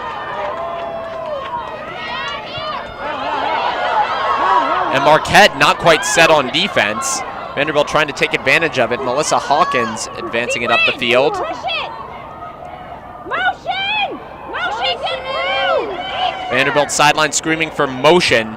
Move the ball around, and Grace Gabriel with another great defensive play from the weak side. Picking that ground ball up, now shuffling it over to Gamba Corda. Gamba Corda now gets the ball poked out. She's a defender, usually not used to being in the offensive zone. And that's a stick check from Angelari. Foul called. Marquette gets to keep possession. So we got Grace Gabriel, an offensive midi, making defensive plays. Now Alex Gamba Corda, a defender in the offensive zone. Cats and dogs living together, mass hysteria in the Valley Fields Dome. Yeah, these players are also talented. They're very versatile. They can get it done on both ends. A lot of players making hustle plays for the Golden Eagles. You know, you talk about 50-50 balls in a lot of sports. And Marquette, in lacrosse, we have a word for them. They're just ground balls. And the Golden Eagles have the advantage there. 21-15, the total ground ball margin in favor of Marquette. Here's McGuire with 20 seconds remaining on the shot clock. McGuire knifing in and saved by Grace Bell. Going top shelf has worked for McGuire today on pretty much all of her 3 goals. So Grace Bell knew what was coming that time. 12-8 Marquette as we slip under 7 minutes coming for Marquette. Trapping against the sideline. And that's a push called on the Golden Eagles. Vanderbilt will get another shot at it. So Bella Falcone and Grace Gabriel putting their sticks up, trying to create a forest. Then the Doors would get an advantage and a good shot attempt, although that's a pretty good one right there. Another one for Elizabeth Scarone, her second of the day. Vanderbilt starts to pull it back a little bit with their first goal of the half. It's 12-9 Marquette, 6 minutes, 16 seconds remaining in the game. Yeah, finally able to get a goal on the board, and the first one in about 24 minutes for the Commodores. 12-9, about 6 minutes remaining. You're gonna see a sense of urgency now from Vanderbilt. A team that already likes to pressure, they're gonna be pressuring even more. 6 minutes is a long time, it's an eternity. But they really gotta have a sense of urgency at this point. Well, Elizabeth Scarone, freshman out of Rumson, New Jersey. She was the captain of her senior year lacrosse team. If she keeps playing like that, she might be a captain of this team before too long. After this game, Vanderbilt hosts Georgetown in Tennessee. Hoyas are receiving votes. Took care of business yesterday to move to 4-1 in the Big East Conference. Just to remind everyone of the stakes, 10 teams in the conference, the top 4 make it into the Big East tournament. Florida and Marquette are tied at the top at 4-0 right now. Georgetown is third by virtue of having won yesterday to move to 4-1, as that's a clean draw control for Emily Matthewson. Then after that, you got Vanderbilt at 3-1 and Denver at 3-2. So this game important for Vanderbilt. Next game equally as important. Take her! And if the Golden Eagles hang on, then we could see a battle of the unbeatens in Gainesville next week.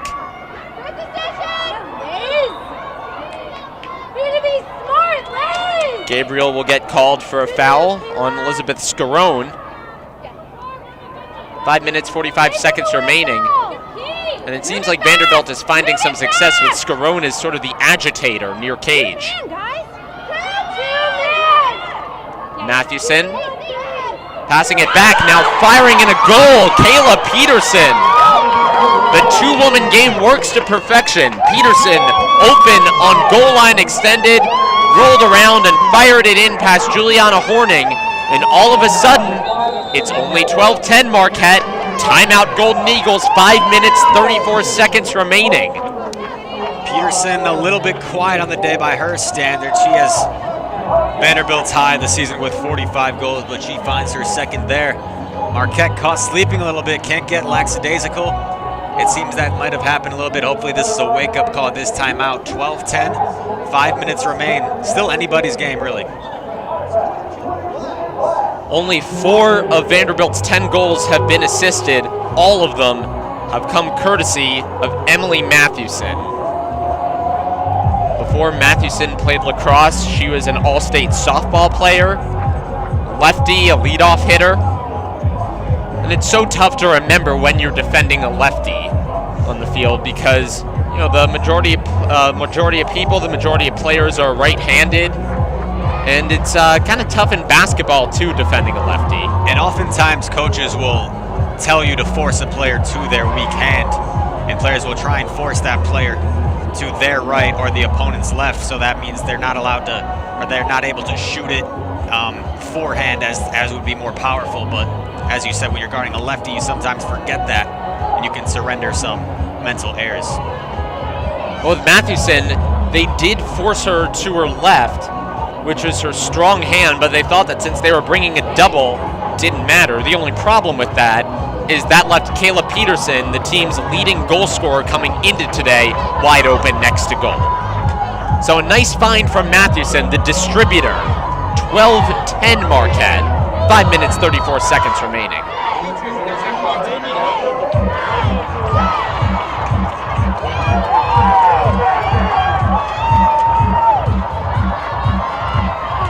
Vanderbilt has 1 timeout remaining.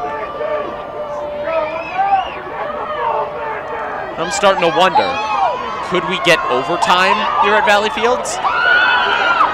Certainly possible. Another successful draw control, Margaret Fee. You know, the first lacrosse game I was ever on, men's or women's, ended in a game-winning goal with 9 seconds left. Then with men's lacrosse a couple weeks ago, I was on the call again. It went to overtime. So in games that I call, exciting stuff tends to happen. I don't know whether that's a blessing or a curse for Marquette. Now shoved to the ground is Gabrielle Fournier. Allison Lane gets dinged for the foul. That's nearly a full foot of height difference there. 5-foot Fournier on the 6-foot Allison Lane. Two-man! Guys, somebody's open. Now back out on the perimeter. This is Julie Blaze. Fournier on Gamba Corda. Gamba Corda with some stout defense. 4 minutes, 30 seconds remaining. You'll have to look for Vanderbilt to play their 2-man game again, and there it is. Gabrielle Fournier with the bouncing shot into goal. And what is going on after a 24-minute scoring drought? 3 goals in a short stretch for the Vanderbilt Commodores. They are storming right back in this game, and all the momentum is on their side. Well, Fournier is on the board with her 2nd goal of the day, and the Commodores are on a 4-0 run within the last 2 minutes. Or check that, a 3-0 run within the last 2 minutes. Emily Mathewson notching her 5th assist of the day. She had 16 assists on the season coming in. So it's 12-11 Marquette, 4 minutes, 29 seconds left.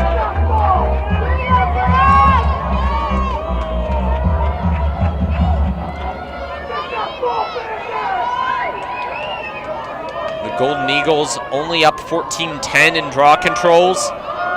Vanderbilt has taken 3 of the last 4.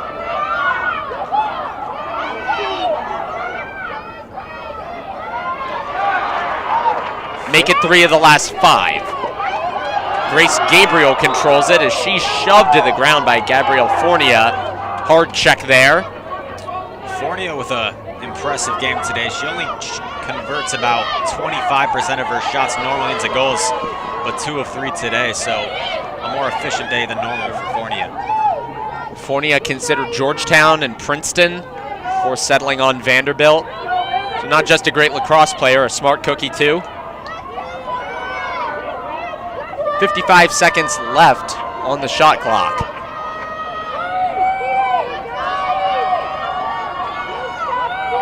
Here's Menzuber over to Gabriel. Golden Eagles just want a relaxed possession that ends in a good shot here. They're pretty much in the same position Vanderbilt was in a couple minutes ago. 30 seconds remaining on the shot clock. Allison Lane fires and scores. Just when it looked like things were starting to slip away for the Golden Eagles, Riley Hill maintains her patience behind the goal, finds Allison Lane streaking in front, and Lane uses her height to put it away. 13-11. Riley Hill continues to be the creator, the distributor, the playmaker for this Golden Eagles squad. Finds the cutting lane again, and Lane, as she does per usual, fires it, rifles it into the top shelf. That's the 4th assist of the day and 30th of the season for Riley Hill. 31st goal of the season for Allison Lane. 13-11 Marquette. And we were all wondering who's going to take over that feeder role for the Golden Eagles coming into this season. Well, we played a little more than half the season, and I'd say Riley Hill is doing just fine. Yeah, Riley Hill, she's 5'3", and she's got a pretty strong build. She's got really good balance. She's able to sort of push off defenders and very shifty in there too. Can beat by a defender and, of course, really good passer. Allison Lane has first dibs on that ground ball. It's still floating around, though. Lane kicked it into Vanderbilt's zone. That allowed Gwyn Devon to scoop it up. So the Commodores will have to answer back quickly. 3 minutes remaining.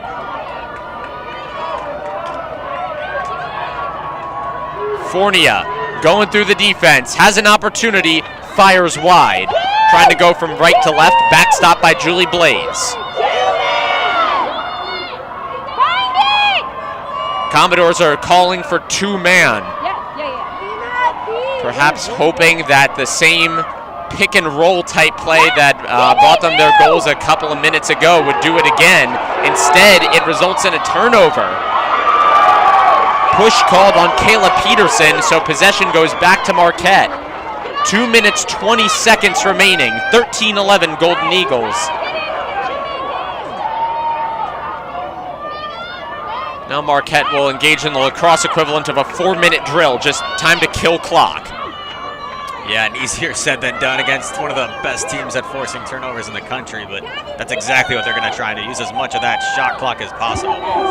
Well, there's 70 seconds on the shot clock. We just passed 2 minutes on the game clock. Marquette calls their last timeout. So here's where we're at, folks.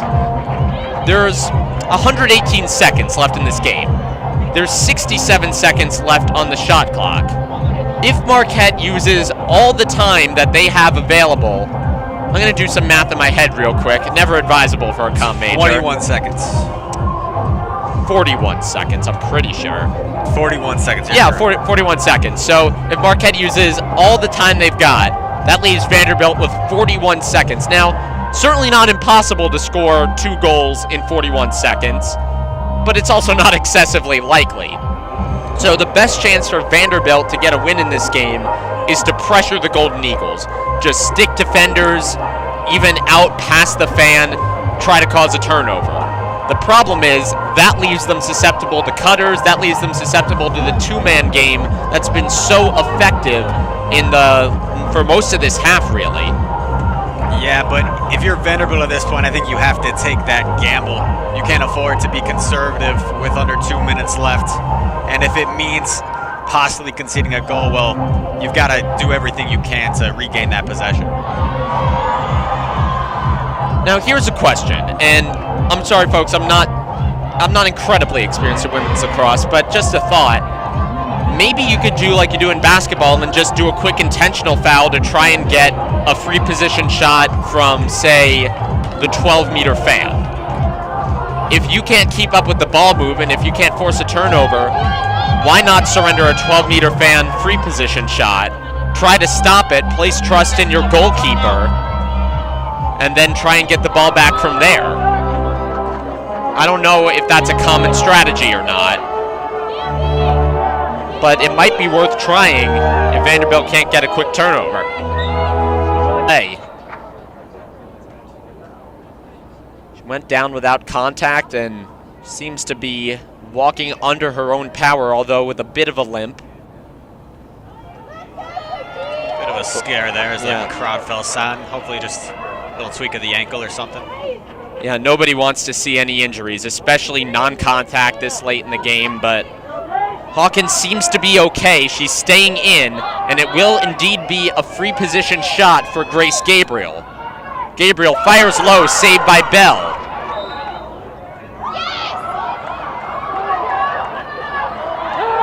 And possession is awarded to Marquette. And Ford Martin's out on the field, not happy about that one. He's saying that Frankie Angelari got to that back line first. And in lacrosse, the closest player to the out-of-bounds ball, if it goes out of bounds off a shot, their team gets possession. And the refs will overturn their call back to Vanderbilt. So they're down by 2, a minute 28 seconds remaining. The shot clock has been turned off. they're going to need a goal, a draw control, and then a goal. Stranger things have happened. Here comes Angelari. A minute 15 remaining. Here's Julie Blaze. Timeout called by Vanderbilt. So that was the Commodores' last one. If they get another goal here and then get the draw control, they're going to have to go right into their offense. And it's worth mentioning in this situation that Vanderbilt is attacking the goal away from their sidelines. So if the coach wants to call in a play, they're going to have a much harder time doing it. And I'm sure during this timeout right now, she's going to probably call a sequence of plays, say, hey, this is what we're going to run this, we're going to score, because that's the mentality you got to have. They're going to say, we're going to score. Once we win the draw control, this is the second play we'll run. So I'm sure that Coach Kathy Sweezy is taking care of that right now. After the last victory against Cincinnati, Coach Sweezy said her players were taking their matchup seriously, killing it in the film room. She said she couldn't be happier with her team. And even though they seem least likely to lose this one, there have to be a lot of positives for Sweezy and her team to take away, especially how they fought back after not really scoring a goal for most of the second half. Marquette's breaking their huddle.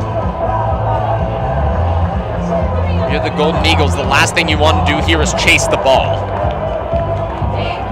As the only success the Commodores have had this half have come on two-woman plays where the Golden Eagles double-teamed the first one and forgot about the roller, so to speak.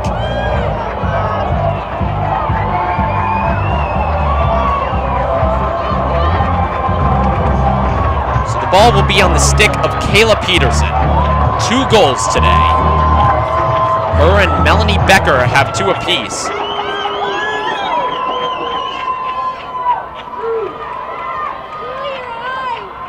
Peterson now back behind the cage to Hadley Brown. A minute remaining, and Brown's pass is gobbled up by Juliana Horning.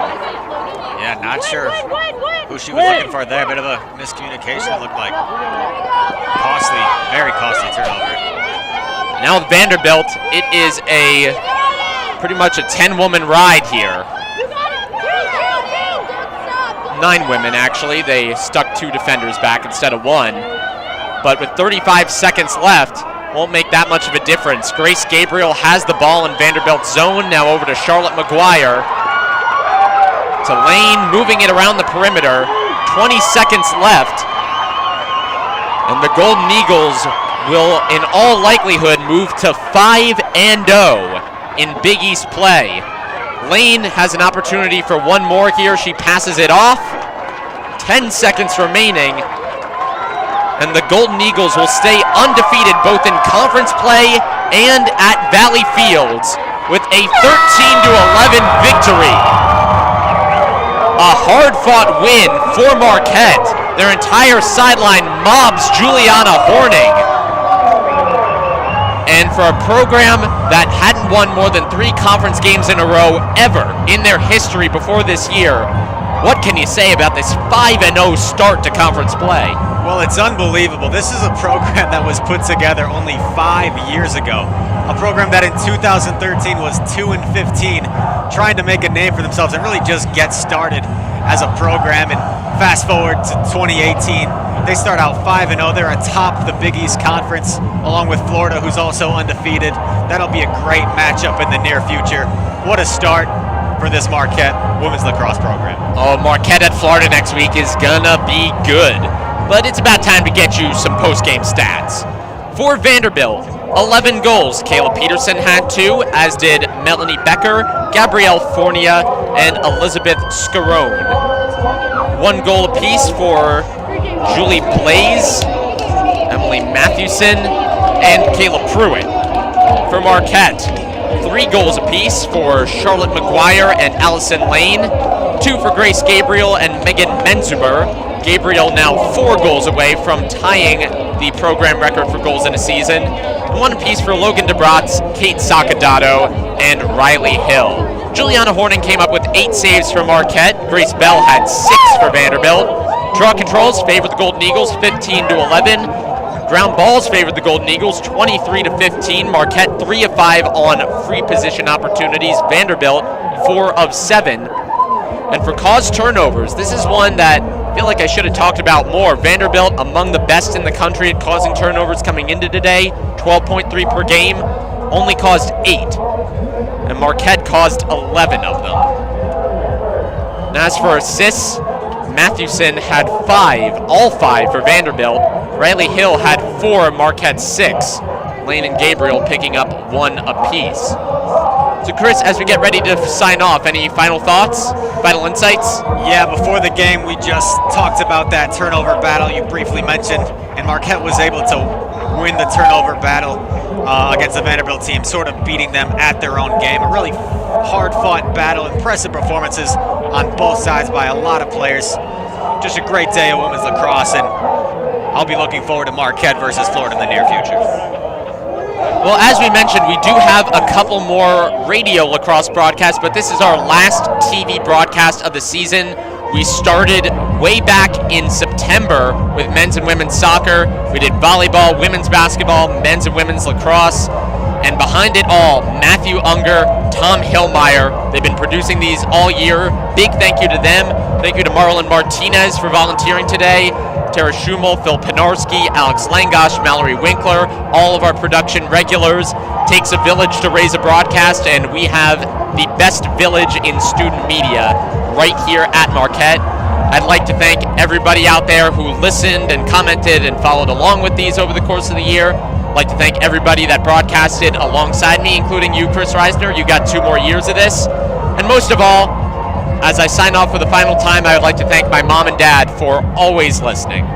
Be safe, Mom and Dad. Your final, Marquette 13, Vanderbilt 11.